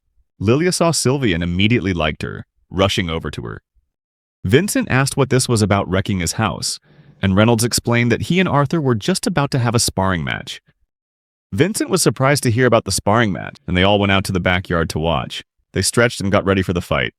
Alice and Mrs. Vincent chatted, while Lilia and Eleanor played with Sylvie. Vincent went over to Alice and said that her husband couldn't be serious about Arthur being a mage with a light red monocore. Alice replied that she was surprised too, but Arthur had always been a quick learner, and he had no reason to lie. Vincent said he was supposed to believe that an 8-year-old had not only awakened, but had also progressed through 3 stages, while talented students, even those accepted into Zier's academy, were still struggling at the dark red stage at 11 or 12 years old. Arthur thought that it was best not to tell them he had only just reached the light red stage, since he couldn't train his monocore while assimilating with Sylvia's will. Reynolds hoped he was ready, saying that his father wasn't the same man he used to be. Arthur said that he wasn't the same kid he used to be either, closing the distance to his father in the blink of an eye. And he went in for an attack, but Reynolds blocked his attack with his hand. He said that he'd have to do better than that. But Arthur's movements were impossible to follow, and he continuously attacked him. Meanwhile, Arthur grabbed his shoulder and took him down before he could do anything. Then, Arthur asked him what he thought of his moves, and Reynolds admitted that he'd been caught off guard. He said that now he was going to get serious and use a little trick he learned after breaking through to the dark orange stage. It's revealed that mages, from the moment they awaken, always have an affinity with an element that they can control the best. Parents often seek out specialists to have their children tested. It's a costly affair, but it lets them know their child's predispositions early on and helps them guide their newborn mage. In this world, conjurers have an innate advantage in manifesting and controlling elements they are compatible with. For augmenters, elemental compatibility is far more subtle, and the manifestation of elements only occurs after the augmenter surpasses a certain threshold. Take Arthur's father, who fought and trained hard since he was a child but had no formal training. It took him until the deep orange stage to be able to turn his explosive mana usage into an actual flame. In the world he came from, elements weren't predetermined at birth, but were a path that a person chose for themselves. Talent was a huge part of it, but hard work and effort also played a significant role, as no one was limited to just a single type of compatibility. For Arthur, who had come to this world with so many advantages, all of that culminated here, and he had learned a few tricks as well. He also showed his father his manacore and told him not to be surprised when he saw it. Vincent was stunned when he saw the boy's will and discovered that he was a deviant. Reynolds, on the other hand, looked proud of him. Arthur moved closer and tried to attack, but Reynolds dodged his strike. They were fighting with all their might, and this created an explosion. Everyone was focused on watching the fight, while they still had the strength to battle. Their movements were so fast that no one could see the other's attacks. As expected of Arthur's father, his punches became increasingly precise, and he used his reach to keep Arthur from getting close. Arthur aimed for his legs and chin, while everyone watched them with astonished eyes. Finally, Reynolds caught Arthur and said that he'd learned a lot of tricks. He thought his lightning ability was his most successful deviant compatibility, but he still had a long way to go. The ice force was unstable, and he hadn't even unlocked sound or gravity yet. At that moment, the old man landed a heavy punch on Arthur, but it felt so good to show off in front of his parents. Reynolds asked him when he'd learned it and what else he knew. Eleanor ran over and asked if they were okay. Vincent was stunned and thought that he needed a drink. His wife was also impressed with Arthur, thinking that he was truly an extraordinary child. They left and let them enjoy their family time. Later, the whole family had dinner together, and Vincent asked Reynolds if he realized what his son's future would be like. Reynolds replied that he had known it since Arthur awakened at the age of 3. They were surprised to learn that Arthur had awakened when he was only 3 years old, and Alice told them how he had blown up a large part of their house in the process. A little later, Vincent asked if they could enroll Arthur at Zier's Academy. Reynolds said that he was only 8 years old, and Zier's Academy was the most prestigious magic academy on the entire continent. His wife said her husband had a point, and that with Arthur's talent, it would be worth it for them to sponsor him so he wouldn't have to worry about tuition. Alice refused, saying they couldn't do that, especially since they had already helped them so much. Besides, he was only 8 years old, and she was sure they wouldn't even consider him. Vincent said he did a lot of business with the renowned director of Zier's Academy and could put in a good word with her. Arthur interrupted and asked if he could say something, as this would affect his future. After dinner, Eleanor was sleeping peacefully in her room, while Arthur's parents stayed by his side, and Alice said she still couldn't believe he was here with them, all grown up into a handsome young man. Arthur said that he'd changed a lot since the last time they saw each other, while Reynolds said that he was still their son, no matter how much he'd changed. Even discovering that he was a deviant mage with the potential to become one of the strongest mages in the future was still only the second best news of the day. Alice said sadly that he had probably grown up too fast for his old mother, unable to give him a goodnight kiss anymore, but she was delighted when he kissed her and said goodnight. Reynolds stood up and asked Alice to leave his room so he could get some sleep. Alice then suggested he go shopping with his sister tomorrow, saying he needed a new set of clothes and that it would be a good chance for them to bond. Reynolds also advised him not to blame Vincent for being too excited earlier, as he truly had his best interests at heart. A few hours earlier at the dinner table, Arthur had said that he had just reunited with his family and asked if he could spend some time with them before deciding whether to leave for this academy. Vincent said that he was right to feel it was a bit rushed, but as he stood up, Arthur apologized to everyone, and he left the dinner table and everyone just watched him in silence. Surprisingly, Arthur stepped out onto the balcony, and Lilia followed behind, saying that if he went that way, he'd fall into one of the wine cellars. She invited him to follow her to a better place. Lilia led him to the kitchen and said they had guests today. The maid asked if he was the kid who had burned down half the garden she had worked so hard to maintain. Arthur apologized for the trouble he'd caused, and they invited him to sit with them. He noticed that Lilia had been very quiet before, but he guessed this was her usual self. She asked if they still had any duck meat, and the maid told her to be careful, as her mother had been suspicious of her lately because she'd gained weight. Lilia said that she wasn't supposed to talk about that. Another servant told Arthur that she often sneaks in here when she's feeling stressed, and he wondered what she was stressed about. The butler said that the master and mistress's greatest wish was for their daughter to awaken as a mage, even though neither of them were mages. Lilia wanted to become a mage too, but it was still a lot of pressure for a little girl like her. Back in the present, he told Reynolds not to worry, and that he could see the Helstia family were good people. The next morning, Sylvie woke him up. He asked her if she was excited for today, and wondered how Tessia was doing. Suddenly, he caught an unpleasant smell from Sylvie, and said that he wasn't the only one who needed a bath today. The two of them bathed together, but Sylvie seemed tired and lethargic. After they finished bathing, there was a knock on the door, and Eleanor came in to wake him up on Alice's orders. He asked if she could take him down to see his mom, and she replied that they would have breakfast and then go shopping. They took him shopping, and he was excited to see the city of Xyrus. They passed by various shops, and after a while, he stood in front of a shop and asked what kind of spheres these were. Alice replied that the small orbs he was seeing were called beast cores, which were magic cores extracted from mana beasts to power various devices. Although the effects between cores could vary greatly, spending hundreds of gold was a gamble, but if you were lucky, one of them might contain a beast will. He was astonished to hear of hundreds of gold and thought that he had been lucky with his own beast will. Alice revealed that their Helsta auction house received a lot of beast cores and young mana beasts. He was always welcome to come and see when he had the chance. Lilia invited him to come along, saying she had a place she wanted to take him. When they arrived, she led him into a barber shop. He asked them if it was really necessary, and Alice said that his hair was terrible. The barber told them not to worry. He would make her son look magnificent. A moment later, his haircut was finished, and he said that he felt ridiculous, model, while Alice said that he looked absolutely perfect. Eleanor also complimented him, saying that he was now handsome enough to be her big brother. Alice said that she was right, and now he finally looked like a civilized man. After a while, he saw many students walking on the street, and Lilia told him they were students from Cyrus Academy. She said that wearing the Academy's uniform was a status symbol. Arthur replied that they looked like they were full of themselves. Lilia said that they were practically considered royalty there. Alice came over and asked what they were talking about. Lilia replied that they were just talking about the school.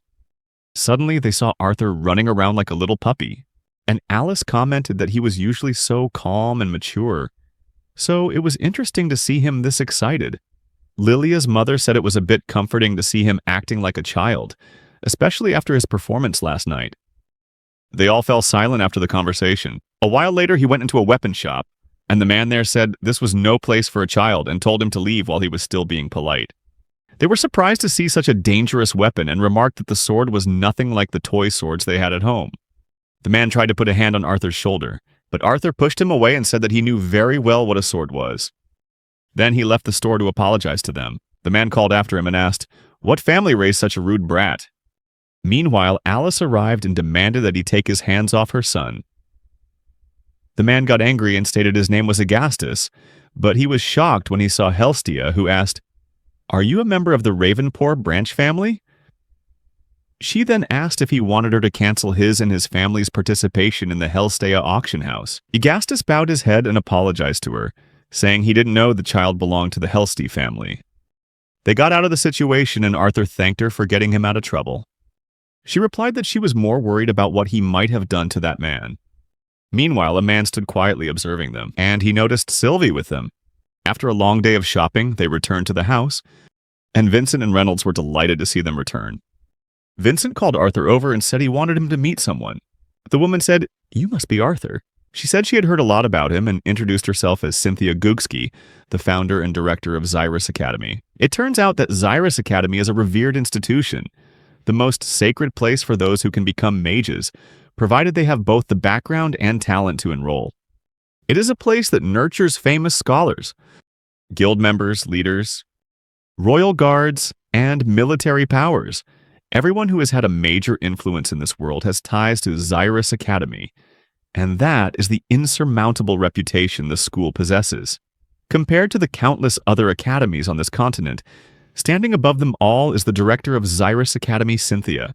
Arthur stared at her for a long moment. Then she held out her hand and said, "It's a pleasure to finally meet you." He wondered if he needed to follow social etiquette in this situation, and whether he should kiss her hand or shake it. He was about to shake her hand when Alice told him to bow his head and apologize to her for her son's rude behavior. She said that he had just returned home and didn't know the proper etiquette yet. While Arthur hoped this wouldn't take too long, as he had been hungry for a while, Cynthia said it was all right and that she was the one being rude for intruding at this hour, but she couldn't refuse a favor from Vincent, especially since he had made such a great contribution to Xyrus Academy. Model. He's just helping the academy and hopes Lilia will attend it someday. Hearing this, she became sad, and the director said that she rarely visits academies to meet potential students. But Vincent had piqued her interest when he insisted that a top-tier talent was currently living in his house. She asked Vincent's wife to lead them to a wide space so she could see a demonstration. Arthur asked if he could have something to eat first. She led them away, and Vincent said they had a wonderful stone-paved terrace, perfect for the demonstration.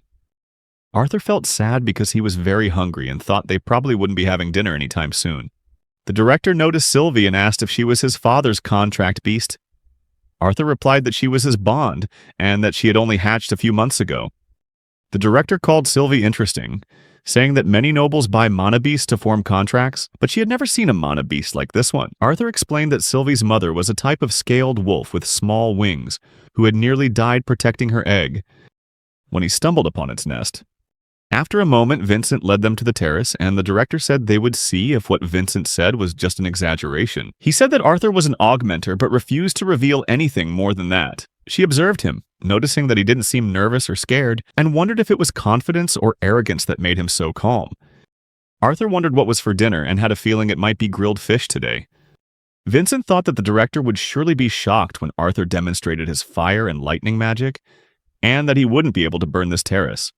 Finally, the director asked if he didn't want to at least equip some sort of weapon, and Arthur replied that since she had no intention of using the decorative staff at her side, he would also fight barehanded. The director smiled at his answer and asked if they could begin. Arthur thought back to his training with Virium, when the explosive power of fire and the adaptive response of water were the first she arts from his world to manifest as actual elements in this one. After that, the earth and wind martial techniques from his previous life also gradually crystallized. He focused on his mana core and opened his eyes, creating large cracks in the ground. He had controlled the combination of his internal mana and the surrounding mana, creating the effect he desired.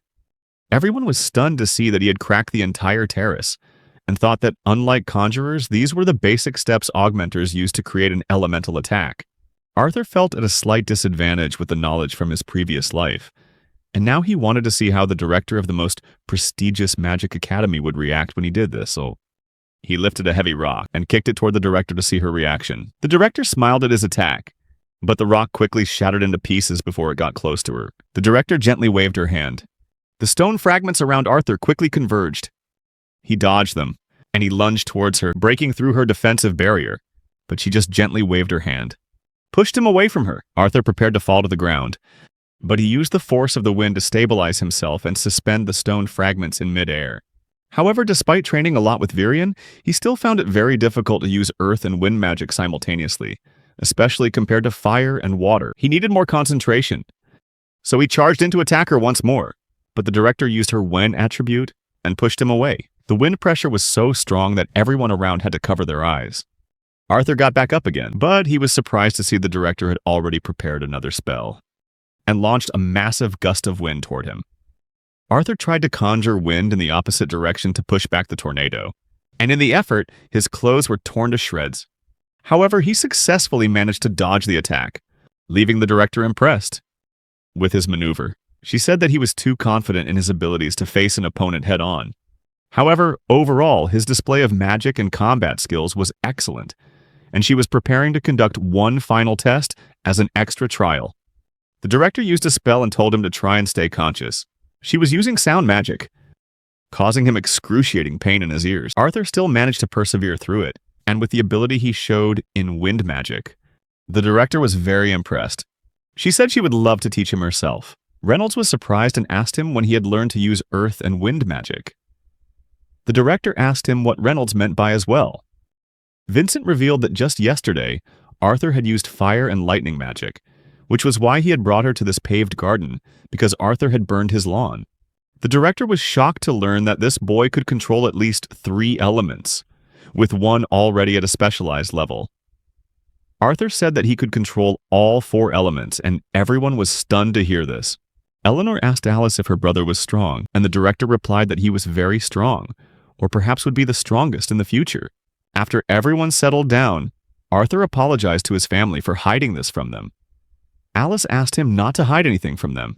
Her words made him feel a lump in his throat. He wished he could promise her he wouldn't hide things anymore. Later, they were still in the garden, when the director created a protective barrier around them and said that they couldn't be heard now and asked him to speak his mind. Arthur smiled, thinking that she seemed to have read his every thought. He said that he had revealed his abilities because there were 2 things she had that he needed: power and influence. He asked her to protect his family until he was strong enough to do it himself. Not only would he attend her academy, but he would also consider her his benefactor.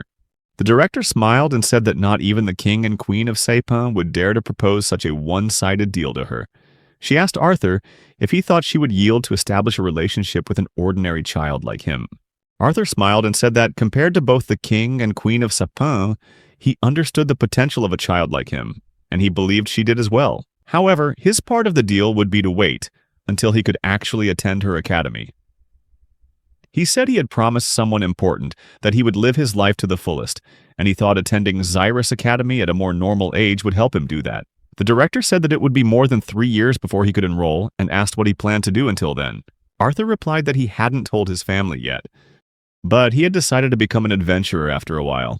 He brought his family into a room and everyone could hear him announce his decision. Alice was furious and said that he had just returned after the whole family thought he was dead, and now he was saying he wanted to go out and do work that could get him hurt. Eleanor was scared and pleaded with her mother not to be angry with her brother, while Reynolds asked Alice to at least hear him out, but she yelled and asked how he could say that after everything they had been through to get here. She started crying and asked if he had any idea how she felt. He took her hand and said that he had no plans to leave right away. In fact, he was really looking forward to the months at home with everyone. He explained that after more than 3 years living in the Elven Kingdom, he felt he had missed out on too much of what Sapin and Dicathan had to offer. He wanted to re-experience the excitement they had when they were adventurers. Reynolds understood his son's thoughts and said that while he himself was eager to experience the adventurous life when he awakened in his youth, Arthur's mother's worries were completely justified. No matter how prepared and strong his son was, the life of an adventurer was still dangerous and unpredictable. Suddenly, Arthur had an idea and asked if he could be escorted by a guard or a supervisor. Reynolds said it was a good idea, but they needed to think carefully about who would go with Arthur. Alice grabbed him by the collar and shouted, saying she couldn't believe he was even considering it and that she wouldn't let him send their son away for another 3 years. Arthur then said he didn't plan on being gone for 3 years, but would return every few months or even more often between missions. Alice said nothing, while Eleanor ran over and asked if he was going to leave them again. Arthur replied that he would stay and that she would see her big brother often. Alice asked him why he wanted to become an adventurer, saying it would make more sense for him to go to school before becoming one. He replied that if he went to school, he would be the youngest student compared to everyone else. Right now, he wanted to fit in and make friends, but that could be more difficult with such a large age gap. Alice said that he didn't have to go right now, and that he should help his father. Reynolds asked her to stop and said he would be fine. He thanked his father and said that he didn't just want to train, but also wanted to fight and test the skills he had learned since coming to this world in an open environment. Alice started hitting Reynolds for allowing it, and he thought to himself that he wasn't lying to his mother because Sylvia had told him to enjoy his life. And that's what he was doing. The next morning, as they were eating breakfast, Alice told Reynolds he should eat slower and that no one was going to steal his food. Reynolds happily enjoyed his meal without being rushed off to work. Vincent asked him if he wasn't planning on going to the auction house today to show some new recruits around, and he replied that it was just an excuse to throw a welcome party. Arthur asked them what their plans were for the day, and Helstia replied that his mother and she had to run some errands in town to prepare for an upcoming event at the Helstia auction house. They were going to take Lilia and Eleanor with them and invited Arthur to come along. But he declined, saying he would stay. Vincent asked if they had made a decision about Arthur's situation yet, and Alice said that they had agreed to let him become an adventurer, but with a few conditions. The first condition was that he would wait until after his birthday in 3 months. Second, he would have a guardian with him at all times during missions. And third, he would have to visit at least once every 2 months. Reynolds said that he was smart enough to manage the rest on his own. And Vincent asked if he had anyone in mind to appoint as a guardian, and moreover, if there was anyone capable enough to protect him. Reynolds stood up and revealed that the Twin Horns party would be back after an upcoming dungeon expedition, and that he had just received a letter from the Adventurers Guild saying they would be back in 2 months, so they could assign someone from the party to go with Arthur. Alice liked the idea, and Reynolds asked if she was surprised by it. Arthur remembered the Twin Horns, Jasmine, Durden, Angela, Helen, and Adam, and he was really looking forward to seeing them again. Sometime later, Vincent was working in his office when there was a knock on his door. He opened the door and was surprised to see Arthur standing there. He thought Arthur was missing his father and told him he was at the auction house. Arthur said he had come to talk to him about something and asked to enter the office. Meanwhile, Alice and Helsty were at the market. Alice asked her if these items would be suitable for the 10-year anniversary event. Helstia replied that she had seen many noble ladies who loved the centerpieces she made. Alice wondered how everyone could have seen them, and Helstia revealed that she had snuck a few from the house and used them to decorate the private viewing rooms at their auction house. Alice felt very embarrassed because they were just cheap little trinkets she made in her spare time. Meanwhile, Eleanor looked sad, and Lilia asked her why. Eleanor said that she missed her brother. Lilia felt sad and said she came here with Eleanor. But now that Eleanor has her brother, she isn't important to her anymore. Eleanor tried to explain that they both had a place in her heart, but Lilia said that she used to love Eleanor more than her own brother. But now that he's here, Eleanor is just tossing her aside.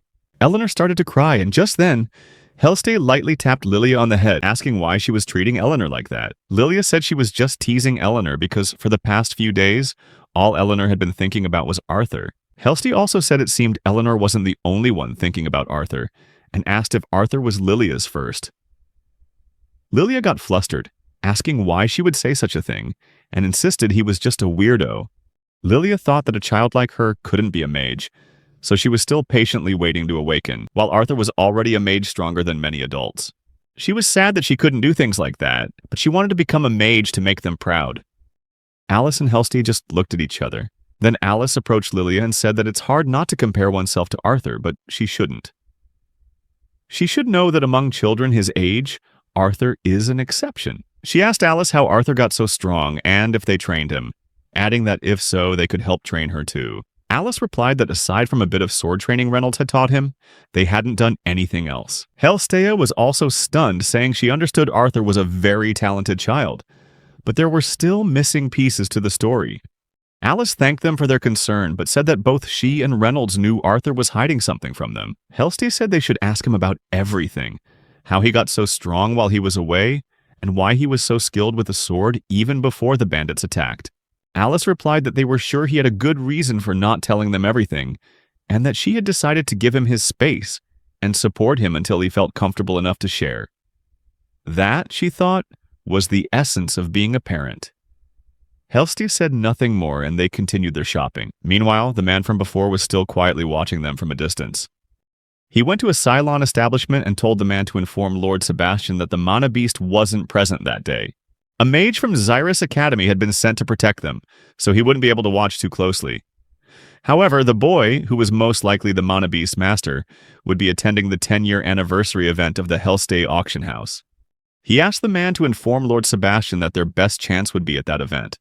Elsewhere, Arthur was in Vincent's office, and Vincent wondered what the situation was, and how an 8-year-old boy could exude an intensity that made him feel more tense than when he was with King Sapin. Arthur thanked him for the tea, and Vincent thought that this boy was completely different from when he was with his family. He wondered if this was Arthur's true nature. Then, Arthur said the reason he'd come so suddenly was to ask him to procure a few items. Vincent asked what they were, and Arthur replied, "A protective cloak, preferably with a hood, a sword that fits my size, and a mask that can alter my voice." Vincent said the cloak wouldn't be a problem, but as for the mask, only one craftsman, a sound mage who was a deviant, could forge one properly. Suddenly he remembered he was swamped with preparations for the anniversary event, and wondered why he was so enthusiastically helping this boy. Arthur thanked him and said he would like to repay him, though not with money since he had none. Vincent said that he didn't need anything, as Arthur's father had already been a great help since starting to work for him. Thanks to him and the training sessions he provided for all their guards, thefts and fights at the auction house had never been so infrequent. Arthur said he still wanted to do something to help his sister accelerate her awakening process, using a method he had recently discovered. And while helping his sister, he could also help Lilia. He knew that both Vincent and his wife were not mages, but he believed he could help their daughter awaken as a mage and attend Xyrus Academy. Later, Arthur was training in his room, but despite having practiced all this time, he could still only use the skill for a few seconds.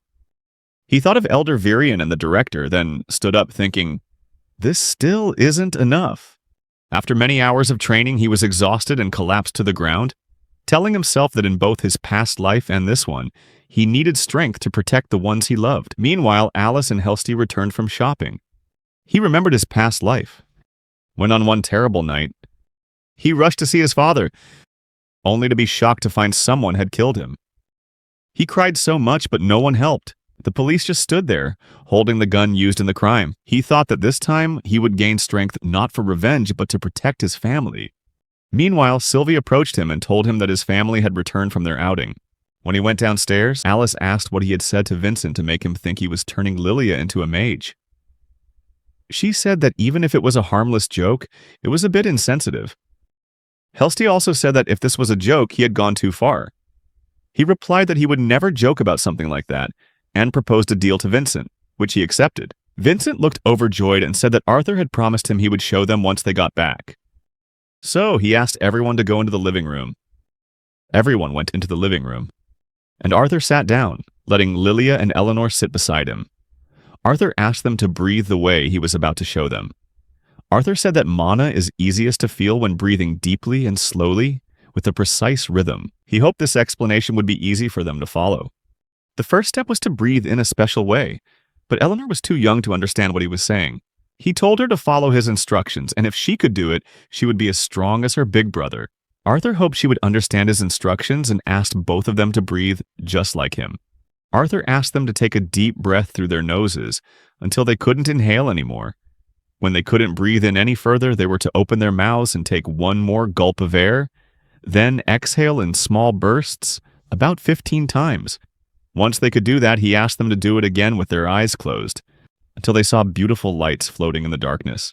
Eleanor could see the beautiful lights, but they disappeared immediately. Arthur explained that this was because she had stopped breathing. Lilia was worried because she couldn't see them and asked if something was wrong with her. Arthur said it was because her parents weren't mages, so it would take her a little longer to feel it.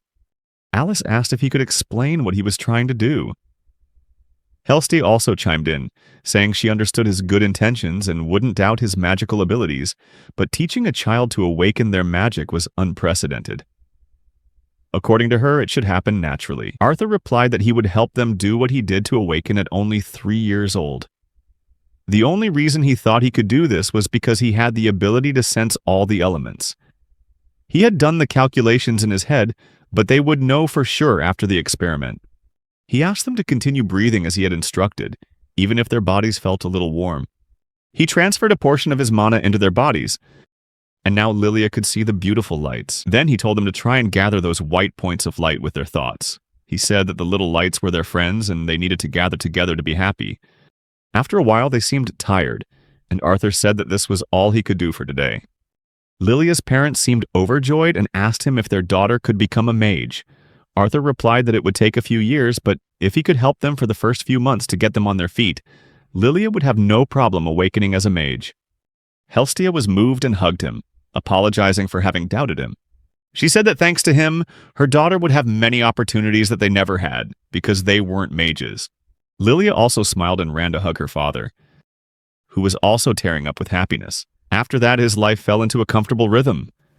Every morning he would spend time training and then help his little sister and Lilia get closer to awakening as mages. Afterwards, the whole family also enjoyed their time together. Everything was happy and went smoothly. Despite his impatience to become stronger, he still made sure to spend time with everyone, knowing that he wouldn't have many chances like this in the future. 2 months later, when the time finally came, the Twin Horns party returned. Reynolds and Alice seemed overjoyed to see them back. Reynolds said he wasn't the only one eager to welcome them, because Arthur was already at the gate, waiting impatiently for them. Suddenly, Sylvie appeared from behind, and he said that she wasn't small enough to sit on his shoulder anymore. A knock came at the door, and he opened it for them. Angela rushed to hug Arthur and started crying, saying he had suffered too much for a boy so young. Durden told her to let him go, and she released him, saying she got too emotional and forgot her manners. He looked over at Durden and said that he'd gotten a lot bigger. But Durden was just as emotional. Durden said he could say the same thing to him. Adam stood behind them and said, "The original plan was to pretend to be happy for the kid, but now everyone's crying." He asked, "Is no one going to comment on the black mana beast hanging off Arthur's back?" Helen hit him, telling him to drop it, and said they were happy to see he had grown up and gotten even more handsome. Adam said that he was the only bad guy for not crying, and said it wasn't his fault, but that he was mature enough to keep his composure. Suddenly, Jasmine rushed from behind, and Jasmine hugged him. Everyone was surprised by her reaction. She apologized to him for not being able to save him before, and this brought tears to Adam's eyes. Reynolds and Alice watched them, their own eyes filled with tears, and said they had missed their chance. Today is the 10-year anniversary, and Vincent asked Reynolds if they didn't need conjurers inside. Reynolds replied that they had Angela and another wind conjurer taking turns checking the barriers around the auction house, and Durden was guarding the main entrances. Besides, if they overdid it, people might suspect they were preparing for a war. Vincent thanked them that the old group had agreed to help with security, and Reynolds said that with them present, he was able to assign some of the other guards to the next block out, to deal with any external threats in order to protect the guests and prevent the auction house from being destroyed. Vincent knew he was joking, but after his recent experiences with mages, he was going to hold him to that promise. Then, Vincent said that Reynolds' son had mentioned he wanted a sword before registering as an adventurer, and considering his fighting style with gauntlets, he didn't expect Arthur to learn swordsmanship. Reynolds said the only thing he did for Arthur was buy him a wooden sword for practice. And aside from that, since he was 4, he's been self-taught. He said Arthur told them he was self-taught, but a few times when they sparred, there were moments he'd give off an intense pressure and seemed to have a calculated confidence, as if he'd been fighting for decades. Vincent said that Arthur hadn't even been alive for a decade, so perhaps Reynolds was thinking too highly of him. However, Reynolds had noticed that when they sparred, there were times he'd suddenly stumble or make a mistake, as if he wasn't used to his own body yet. Vincent explained that this was due to an early growth spurt. Reynolds told him to go downstairs because everyone was waiting for them. Helstia said they took a long time, and when they came downstairs, she asked why the 2 grown men were the last ones to get ready. Vincent was surprised and complimented them, saying that everyone looked amazing. He just felt it was a shame they made everyone wear black and white. They were hosting the event, so they didn't want to stand out among the guests, but he didn't have to make the Reynolds family follow the dress code. Alice said it was fine. They would feel uncomfortable wearing bright colors. Anyway, dressing up like this made him realize that Arthur was just a cute kid, no matter what he wore, and he just hoped that he'd have an early growth spurt. Vincent then told everyone to head outside, where the carriages were waiting. He placed a hand on Arthur's shoulder and said, "I hear my daughter is progressing well." Arthur replied that if she kept this up, she would be able to awaken in time to enroll at Xeris at the average age. Vincent thanked him once again, and Arthur said he was just keeping his promise, and was looking forward to seeing amazing things at his auction. They went outside and prepared to head to the auction house. Along the way, he told them about what he had been through over the past few years. And Adam seemed sad to hear what the boy had to face at such a young age. Helen said that at least he had found a bond, something that even veteran adventurers and nobles rarely obtained. Arthur replied that was exactly why Sylvie was so special to him.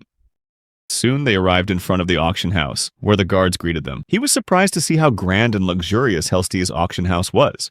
Today was the 10-year anniversary of the Helstia auction house, an event that both nobles and adventurers eagerly awaited. It was a grand occasion and a chance to admire and possibly purchase priceless artifacts that had been carefully protected and hidden away for this special event. He was surprised to see so many beast cores and other strange objects. Although the building's exterior was already impressive, the interior was just as magnificent. Meanwhile, Vincent gathered all the staff and told them that today was an important auction day, and they needed to be focused and could not afford to make any mistakes. Reynolds instructed Team B to check the side corridors of each house before returning to their original routes. Arthur exclaimed that it was nice to see them like this, especially his father, which was a huge change from the usual. Helen said that his father was a natural leader, and that she had grown since taking his place. However, she still couldn't compare to him. She left Arthur and Alice called him over. Alice told Arthur to go inside, saying that Vincent and Reynolds would join them in a bit.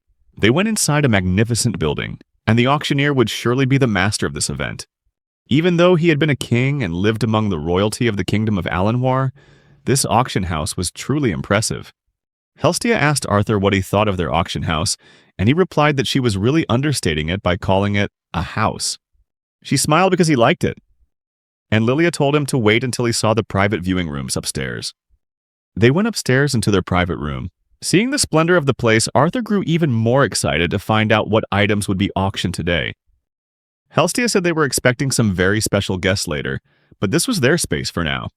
A moment later, Lilia announced to them that the event was starting, and there were many people present in the hall. Helstia asked what the children were doing, and Lilia replied that Eleanor was trying to count all the people who had arrived, and she told Eleanor to play with her instead of counting people. The two girls started playing, while Alice and Helstia chatted. Arthur thought that everyone seemed very happy. Meanwhile, a guard came to inform Helstia that the VIP guests had arrived and would be there shortly. They got ready to welcome them. Vincent stepped forward to make the introductions. King Blaine Glader, Priscilla Glader, Prince Curtis Glader, and Princess Kathleen Glader. Arthur felt a sense of familiarity, like being in Elenoir, as he stood before royalty. Everyone bowed and showed their respect. The king said, "I was not aware I would be sharing this space with other esteemed guests." Vincent apologized and said that he remembered the king wishing to see his family again last time, so he thought today would be the perfect time for that. He introduced his wife and his daughter Alice, followed by his best friend's wife, and their children, Arthur and Eleanor Lewin. The king told them to rise, saying that any friend of Vincent's was a friend of his. He said they were there to congratulate the Helstay family on the 10th anniversary of this establishment and to participate in the event. The queen added that there was no need to be so formal, that they should just enjoy the event, and that she was glad to have some company besides their guards. Meanwhile, Sylvie appeared, and the queen remarked that she was a cute mana beast, with a reptilian appearance but much more intelligent. Arthur explained that she had only hatched a few months ago, and her name was Sylvie. The king asked if the mana beast was his bond, calling him a lucky one, since young mana beasts aren't easy to raise, but she seemed very well behaved. Arthur replied that they could communicate telepathically, so it was a mutual agreement rather than one of subjugation. Suddenly, someone from behind overheard and asked, "Did you just say you're in an equal contract with this mana beast?" Arthur replied that Sylvie was the one who initiated the contract. The person asked to get a closer look at Arthur's bond, but the king interrupted and told him to stop, saying this wasn't the place to be studying someone's pet. He called out to Sebastian and told him to apologize for his actions, and he bowed an apology. Helstia invited everyone to take their seats as the event was about to begin. Arthur felt something was off. About the mage Sebastian. After a moment, a man spoke up, announcing it was an honor to be present tonight, and that he believed all the distinguished guests were here for one reason: the chance to own one of the rare and valuable items in the auction. However, before they began, he asked everyone to turn and face south. He welcomed the king and queen of Sapin, who were also present at the event. Everyone stood up and bowed to them, Next, they would thank the man who made this event possible and asked everyone to give a warm round of applause for Vincent Helstia. Arthur felt this scene reminded him of a part of his past life, but now he was no longer a king. Besides, he hadn't even hit puberty yet. After that, Eleanor and Lilia started playing around, while his mother and Mrs. Helstia chatted with the queen. Arthur realized the queen was a mage, and the fact he couldn't sense her mana meant she was carrying an artifact to conceal it, one so powerful he couldn't detect it. He'd never thought about it before, but it was interesting to realize that he didn't feel any attraction to the queen or any of the older women, even though they were the same age he had been in his past life. Maybe it was because they were his mother's age, but it wasn't like he found younger girls more attractive either. Anyway, he wasn't planning on dating anytime soon and would think about it when he was older. Just then, Vincent came over and said a sword was being auctioned, asking if he wanted to bid and not to worry about the price. It was the owner's privilege. The announcer explained that this short sword was forged by a master smith, who was also a fire mage, with the core of a mighty thunderbird embedded in its hilt. He announced that by infusing just a little mana into this exquisite blade, it would generate a current of electricity around the edge, enhancing its cutting power and even causing a paralyzing effect. He opened the bidding at 50 gold, and immediately people started calling out their bids. A small house in Xyrus might sell for just 1 gold coin, but a normal family in Arthur's hometown of Ashbur could live on a few copper coins a day. The starting price for this sword could be enough to support a family for over 250 years. Vincent leaned in and asked Arthur if he liked it. He said a sword with an elemental ability like that was a rare find. Arthur replied that it sounded like a powerful weapon, but it wasn't what he needed, and that he'd prefer something less flashy. Vincent laughed and asked why he would play with sparks when he could wield lightning. He added that this was just the opening act anyway, and even if he didn't find something he liked, he could still get all the other items he wanted. Then, Vincent asked if he had found the voice-altering mask he was looking for. Vincent said proudly that he had found the voice-altering mask Arthur needed, and that even the coat he'd given him was made from the hide of a nightmare fox. It had the ability to conceal his presence from unsuspecting eyes, an item he knew Arthur would definitely want, so he snatched it up when he could. Vincent warned him to be careful because if anything happened, he'd be the one facing his family. Arthur just smiled in response. However, Vincent was right. The sword was just the beginning. There were many other weapons and even some beast core ranging from C to A class. The king himself bid on a few items, winning an A-class beast core, but only after the recipient absorbs the monster core will they know if it contains the monster's will. Arthur was feeling tired and wondered when there would be an intermission. Suddenly he realized Sylvie was no longer by his side. He asked Lilia about Sylvie, and Lilia replied that Sylvie had been right there just a moment ago. Arthur searched for her under the chair and all around, but she was nowhere to be found. Abruptly, he spotted Sebastian trying to pick Sylvie up. He was just about to touch her, but Sylvie looked distressed. Arthur felt the need to control himself at that moment, as Sebastian was the royal court mage. But when Sylvie saw him, she immediately ran towards him. Arthur turned back, telling her to get away. Sebastian said with contempt that a commoner from the countryside had no right to play with a special beast like Sylvie. Arthur immediately shot back, "What did you just say?" Unfazed, Sebastian replied that one day Sylvie would be his. Arthur glared at him furiously, demanding that he repeat what he had just said. The tension between them became palpable. Vincent was disappointed that Arthur hadn't found any item to his liking. From what he understood, Arthur just wanted a good quality sword, nothing fancy or overwhelmingly powerful. If that were the case, Vincent was certain he could find something in their vault to meet that requirement. Meanwhile, the king approached Vincent and asked if he was enjoying the evening. Vincent replied that he wasn't sure how he'd managed to win an A-class beast core from a silver coat bear, but he was truly delighted with his purchase. He hoped the monster's will was still intact. Vincent was pleased that this small event had yielded such a valuable prize for the king.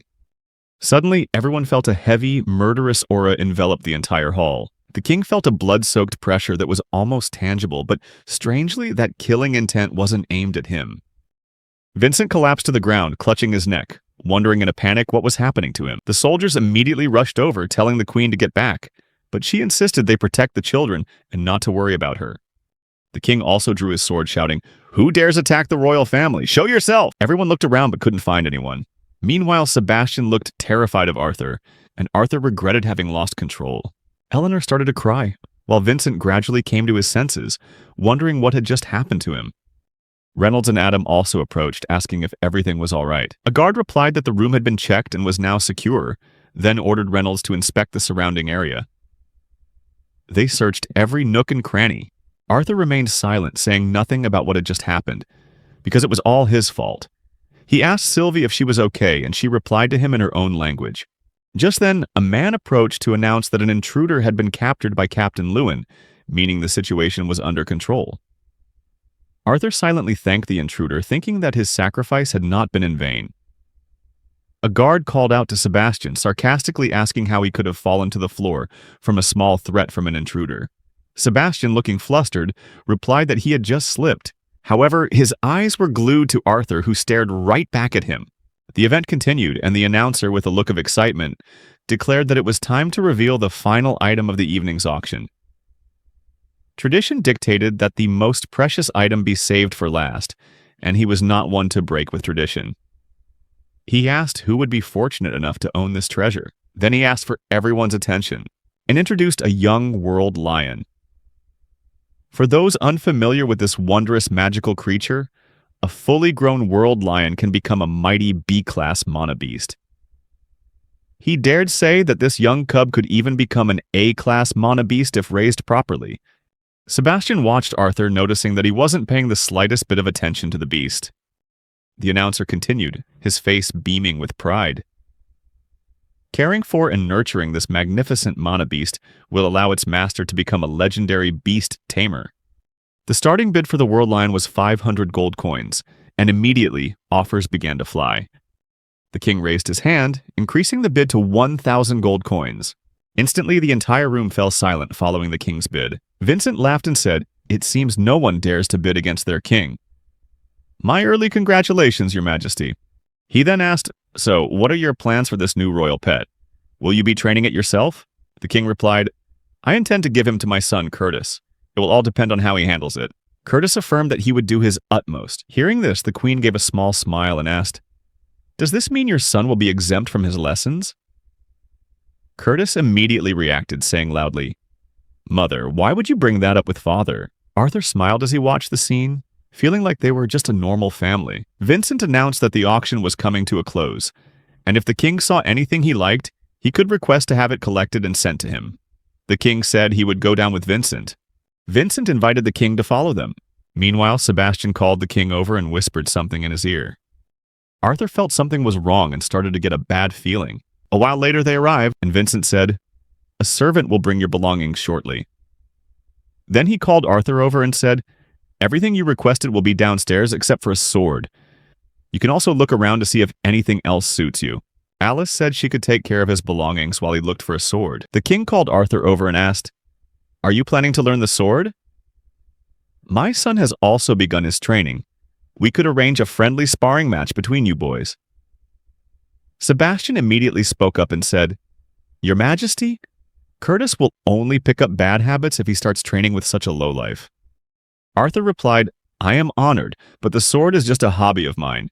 I'm no match for your son's skill." At that moment, Reynolds approached and Vincent told him to come closer because the king wanted to see him.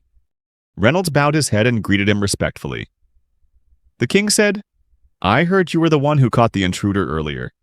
It seems Vincent has found himself a very capable assistant."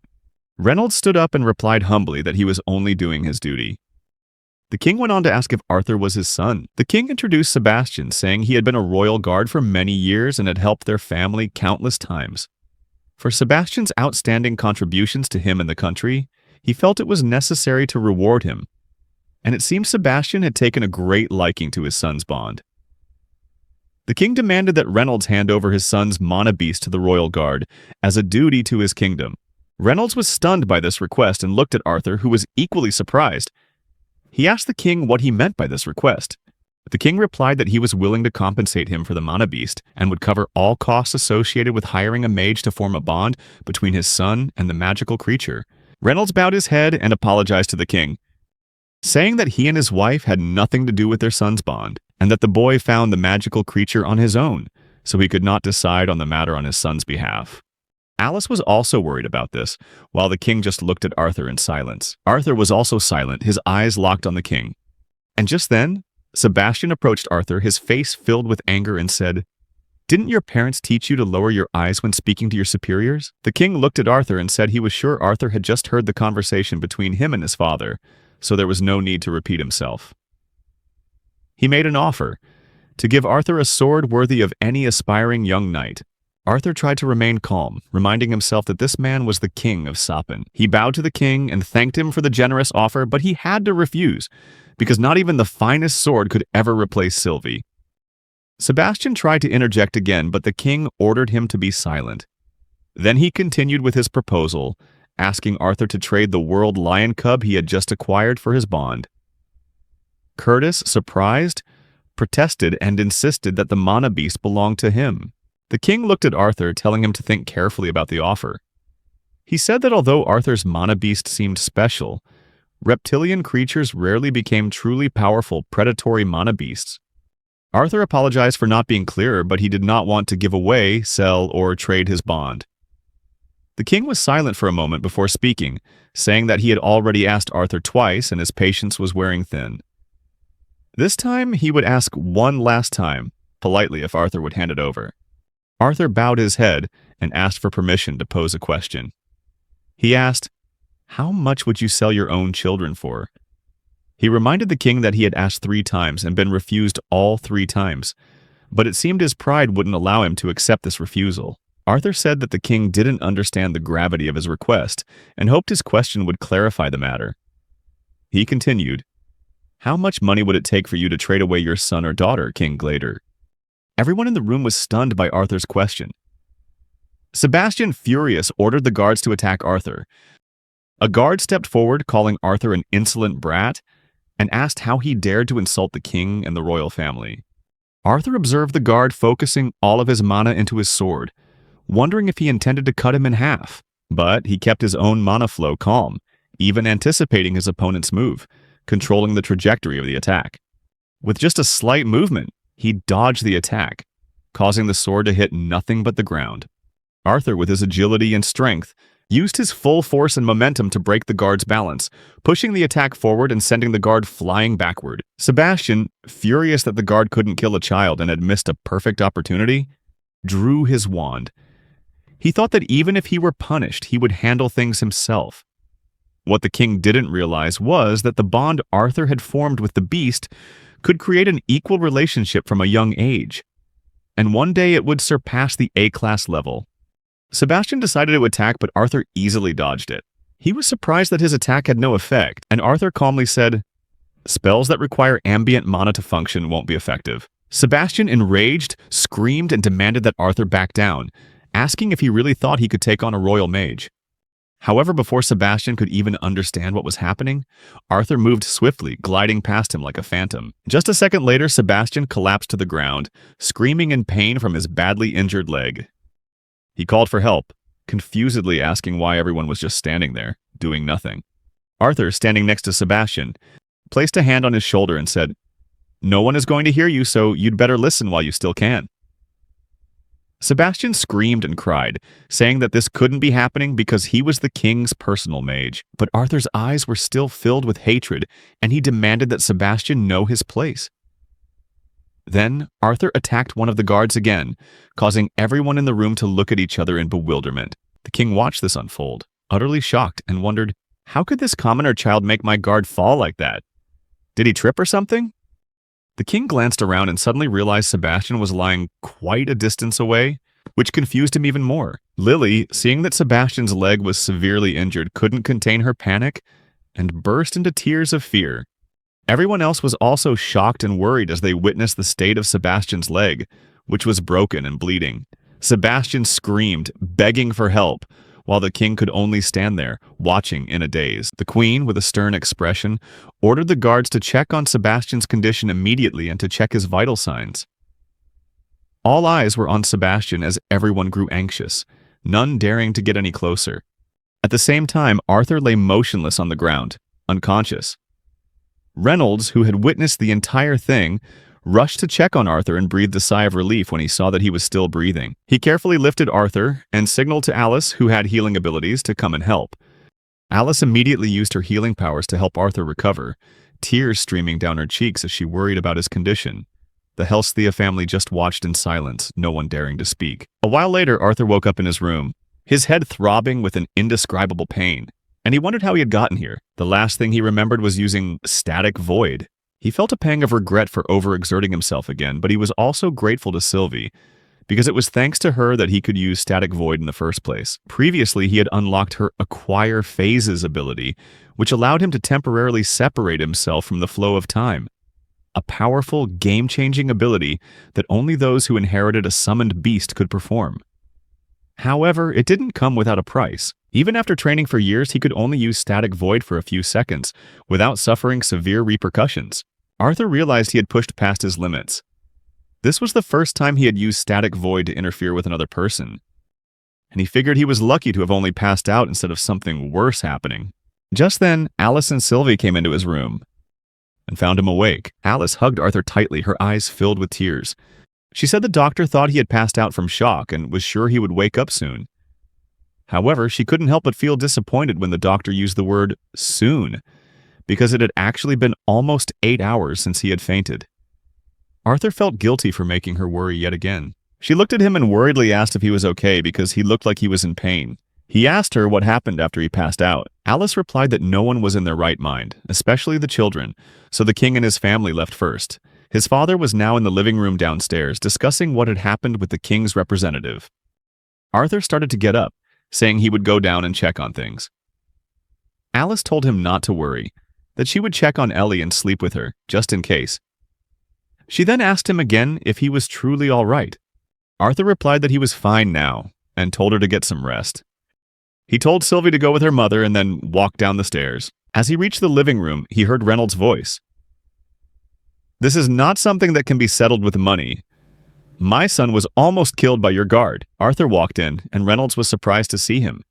Arthur asked him what the situation was, and he explained that the king's representative had just tossed a few gold coins as an apology from the king for what he called a minor incident. The man stood up and asked if he was Arthur Lewin. He introduced himself as Jasper Cogwright, here on behalf of the king to offer his sincerest apologies for today's incident. Arthur decided to play the humble victim and thanked Mr. Cogwright for coming all this way. The man said that he had already told Arthur's father most of what happened, but he also wanted to inform him that both guards who attacked him had been dismissed from their posts. Reynolds asked if the king had simply given them a warning and let them go, and the representative replied that his son had spoken disrespectfully in the king's presence. They glanced at each other, and Arthur spoke up, saying that Mr. Cogwright wasn't wrong to say he had gone too far, and since he wasn't hurt anyway, they should just put the matter to rest. Then, Arthur gave a slight smirk and asked about the mage with the broken kneecap. Mr. Cogwright replied that Sebastian had been stripped of his position, and his injuries were currently being treated. Arthur asked him if they had determined the specific cause of the injury to Sebastian's leg. And Mr. Cogwright replied that when Sebastian regained consciousness, he insisted that Arthur was the one who had injured him. Reynolds shouted, asking how that could possibly make any sense. But Mr. Cogwright asked him to let him finish. He explained that based on the residual mana on Sebastian's staff, they believed the mana released by the first knight who attacked had reacted with Sebastian's spell. Arthur wondered if things would really end that simply. After a while, the man left the room. Reynolds gave Arthur some money, saying that he was the one who almost died and he would definitely need it when he started his journey as an adventurer. After that, Reynolds advised him to continue resting and get more sleep. Arthur thanked him for his help, and he put the money in the drawer. He thought the matter with Sebastian had settled down without any trouble, but this made him even more aware that he was still just a child in this world. However, things would be different once Arthur began his adventure. He checked the items Vincent had given him and thought that maybe he would have a little more freedom. The next morning, the group went to the Twin Horns and told them about Arthur's adventure. They asked who wanted to go with him. Adam refused, saying he wasn't good at taking care of others. And with his personality, his son might kill him in his sleep one day. Everyone agreed with him, while Arthur just laughed at the comment. Reynolds said he had hoped Durden or Helen would go, and that they couldn't offer much, but he and Alice were willing to repay them in any way they could if they did this for them. Durden said they were family and he would be happy to go with Arthur, to watch him grow up. Helen also said they weren't doing this for money, especially since they had just collected quite a bit of treasure from their last dungeon expedition. Suddenly, they saw Jasmine herself volunteer to go with Arthur. Angela was also surprised, as they all knew that Jasmine hated escort missions, even more than Adam did. She replied that she would do it for Arthur, and Helen said she was the most suitable person to protect him. Durden mostly specialized in wide-area defensive spells for large groups, and protecting wasn't Helen's specialty. Alice asked Jasmine if she was sure she was okay with doing this, and Jasmine confidently replied that she could definitely do it. Adam also agreed to let her go, saying she was the only one in the group who was an augmenter and had a connection to an element. She had just reached the light orange stage last year, and with her wind attribute, she was the most suitable. Durden also agreed, saying he would have loved to go with Arthur, but it wouldn't make sense for both of them to go. Reynolds said he could join next time. Arthur smiled and said he would let her take care of him for now, and Jasmine just smiled back at him. Afterward, they returned home. And Ellie got angry when she saw Lily training without her. Arthur thought that Lilia could probably meditate on her own for a bit without him pouring mana into her, and Ellie would likely be able to awaken when she was 7 or 8 if she really had the patience to meditate. Maybe it was a good thing she didn't awaken too early, since he didn't like too much attention on her. He then called Reynolds and asked if they could go to the auction house quickly, as he wanted to pick out a sword since he couldn't last time. Alice told them not to stay too long and said she would start preparing dinner right away. Meanwhile, Lilia's parents, who worked at the auction house, were also waiting for them. This was the first time Arthur had seen them since the incident, and he was pulled into a barrage of questions from them about his health. He tried to reassure them that he was fine and was glad it was all over, but they weren't happy about how the king had handled the situation. Vincent was sure that firing the 2 guards was just a temporary measure until things quieted down, and that they would be reinstated soon enough. Reynolds agreed with that sentiment. Arthur interrupted them, explaining that he was here because he needed to find a sword before taking the Adventurers Guild entrance exam. Vincent told him to follow, saying it might take a while to find something he liked, but he was completely free to choose. They entered a massive shop, and Arthur couldn't help but be impressed. At first he was thrilled, but then excitement gradually gave way to disappointment. The shop had countless types of swords, but none of them were what he wanted. Arthur figured it was probably because this world had too many warriors who were augmenters, most of whom used 2-handed swords or large 1-handed swords. The search for a sword that suited his small body seemed to be going nowhere. He started to feel dejected, about to give up and look for a more unique type of weapon. But just then he saw Sylvie looking for something. He walked closer and asked her if she had found anything. Sylvie took out a cane, and Arthur felt this wasn't what he needed. He didn't understand what she wanted him to do with that cane, but his gut told him something about it was unusual. It was heavy, and its balance wasn't like a normal cane. It felt like it could be a sword. Arthur tried to draw it, but it wouldn't open. He wondered if he needed to use mana to activate it. Continuing to test his theory, he tried using all the elements he had, but the sword still wouldn't budge. After a while, Arthur grew tired and wondered how the sword could possibly open if not with a specific element. As he looked down at his arm, covered in Sylvia's wind, he suddenly thought of using his beast will. He focused and used his beast will to open the sword. Instantly, the sword slid out of its sheath with ease. Looking down at the sword with its translucent, green-tinted blade, Arthur couldn't help but feel overwhelmed. He tried applying a few sword techniques and realized this was a weapon so beautiful it couldn't be considered an ordinary one. However, both the sword and the sheath were too heavy for his current body, making it impossible for him to use it properly. Suddenly, an idea flashed in his mind, and he started slashing at the training dummy in front of him. As he used the sword, characters appeared on its surface, indicating that it belonged to Dawn. Immediately, Arthur's hand burned, causing him to drop the sword. Sylvia rushed over, worriedly asking if he was okay. Arthur reassured her that he was fine. She was curious about what had happened with the sword. But before she could ask more, Arthur picked up the sword once again. This time, as he held it, he could clearly feel a change in the sword's weight and balance. He continued to apply his sword techniques and realized that not only the hilt, but also the length of the blade had shortened slightly to best fit his body. The sword seemed to have adjusted itself to become the perfect weapon. Arthur felt as if he were holding a priceless sword in his hands. And though he had wielded precious swords for many years, he had never felt one that fit him so perfectly. Quickly, he swung the sword through the training dummy. A sharp cut that split it in two. The tip of the sword cut through the dummy cleanly. And Arthur felt very satisfied. Although it was rare, there were cases where master craftsmen could create staffs or wands capable of bonding with a single user. These weapons would adjust themselves, allowing for easier mana control between the weapon and its master. However, he had never read about any case where a sword was capable of bonding with its user like this. Meanwhile, Reynolds and Vincent entered the shop and told Arthur to leave because they were running late. Arthur turned to them and asked Vincent if he had found anything suitable. Arthur sighed and replied that this sword wasn't as eye-catching as some of the others in the shop, but that he'd found it growing on him after a few swings.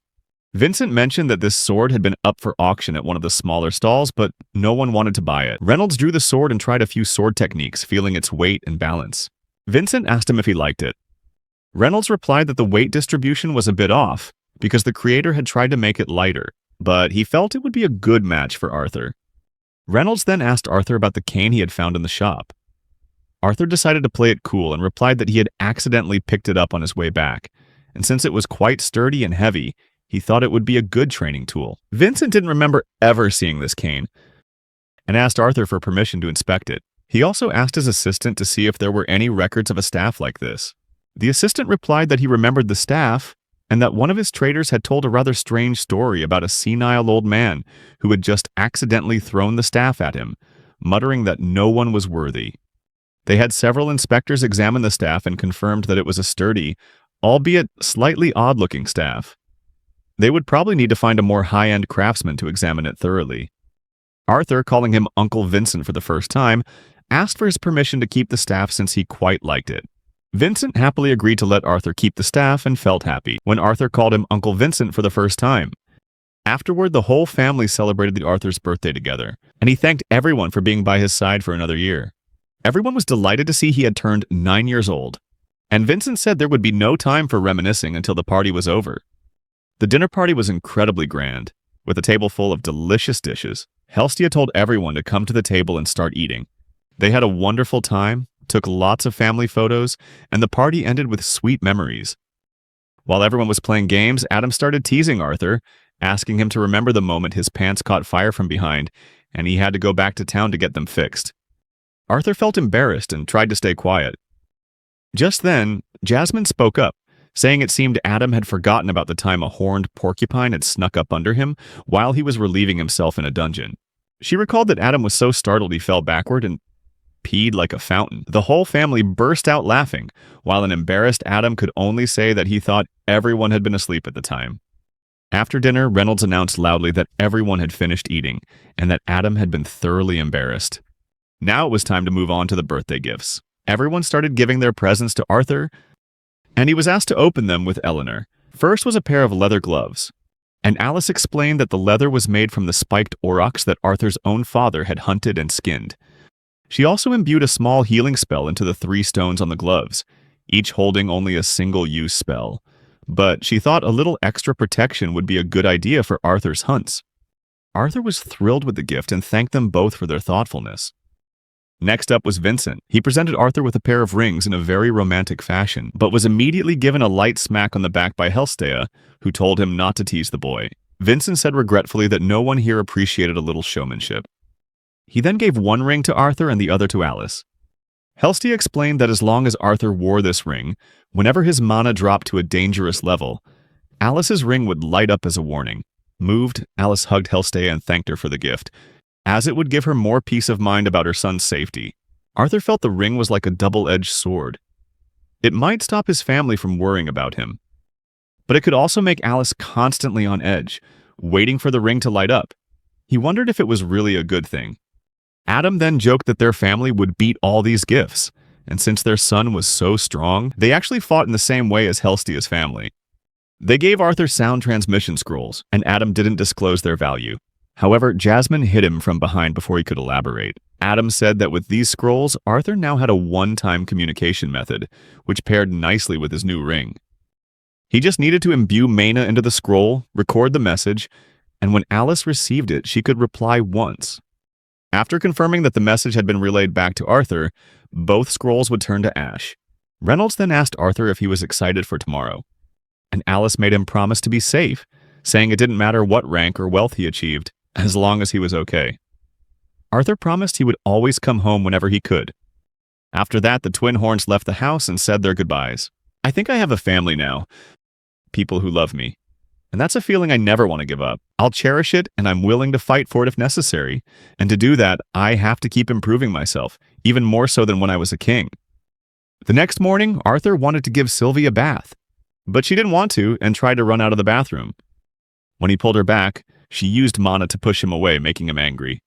He used mana, throwing her into the bathtub while she looked at him with a tear-streaked face. Afterwards, he got ready to leave the house for the adventure exam. Reynolds and Alice were waiting downstairs. Reynolds looked at Arthur with pride and said that he already looked like an S-class adventurer. He advised him to always know his limits, no matter how strong he was, but he also trusted Jasmine to be there to support him if he ran into trouble. Eleanor was sobbing, not wanting Arthur to leave. She hugged him tightly and asked if he could stay just a little longer. Alice and Reynolds were sad too, trying to comfort and hold Eleanor back, saying that Arthur would be back before she knew it. Arthur took Eleanor's hand, looking at her gently and telling her she was a big girl now. He had an important mission for her, which was to protect Mom and Dad while he was away for a while. Eleanor hugged him, confidently saying that she had been practicing a lot, and now she could protect them with the little lights she had collected. Arthur felt like he'd missed too much of his sister's life, but he knew this short time with his family wasn't enough. However, to be able to protect them all, this was a necessary step he had to take. He gave Alice a regretful look, but she told him not to look at her that way, saying she would be all right and that this would be over soon. Everyone saw Arthur off together, and Reynolds said that everything would be okay. Alice reminded him not to forget to wear his ring as he was leaving. Reynolds called out after him, saying they'd always be rooting for him. When Arthur stepped outside, Jasmine was already waiting and asked if he was ready. He put on his mask and told her they could get going. They went together to the venue for the adventure exam. Jasmine noticed that the bond between them felt different today. Arthur replied that he'd just discovered she could change her form a bit, making her look like a black lizard. When they arrived at the registration desk at the Xyrus Adventurers Guild, a woman greeted them and asked how she could help. Jasmine handed her a form and asked to process the registration for him to take the ranking exam. The woman asked them to follow her, saying that since he had a sponsor, he'd be moved near the top of the list and wouldn't have to wait too long. She led them into a room while the other examinees whispered about Arthur. They entered a room, and the woman announced to a man that Jasmine Flamesworth had requested for this gentleman to take the ranking exam. The man asked her to wait outside the door, then turned to ask Jasmine how she was doing. Although he had met her father not long before, she just glared at him angrily. The man introduced himself as Caspian Bladeheart, the one in charge of this branch. He mentioned that normally there's a form to fill out and a monochord check before a series of practical exams, but since Miss Jasmine was vouching for him, he would waive those steps. Arthur wondered if Jasmine's family was special in some way. He said that now there was only one final step: a mock battle with one of their examiners. Based on Arthur's weapon, Caspian noted that he might be a fighter or an augmenter. He explained that a name wasn't a mandatory requirement to become a registered adventurer, but since Arthur had a close relationship with Jasmine, he asked if there was a way he could address him. The night before, as Arthur looked at the mask, he thought it reminded him of a note on a sheet of music, like a strong accent mark. Therefore, he decided to take the name Note. A simple name, but one with its own meaning. He observed, just from a handshake, that this man was very strong. Caspian said that Miss Mary would lead them to the examination room, and then left, his gaze never leaving Arthur. Arthur noticed the Flamesworth family was mentioned with a certain reverence, and he wondered if that was the reason Jasmine wanted to come with him. However, he noticed she seemed unhappy at the mention of her father, which made him even more curious. Miss Mary led them down a path. They went directly to the floor below where the test would take place. She asked them to pay attention, go up the stairs, and sit quietly until their names were called. As they entered a large room, two examinees were sparring with each other. One was on the attack while the other was dodging. The attacker launched another move, shouting, "Hell smash!"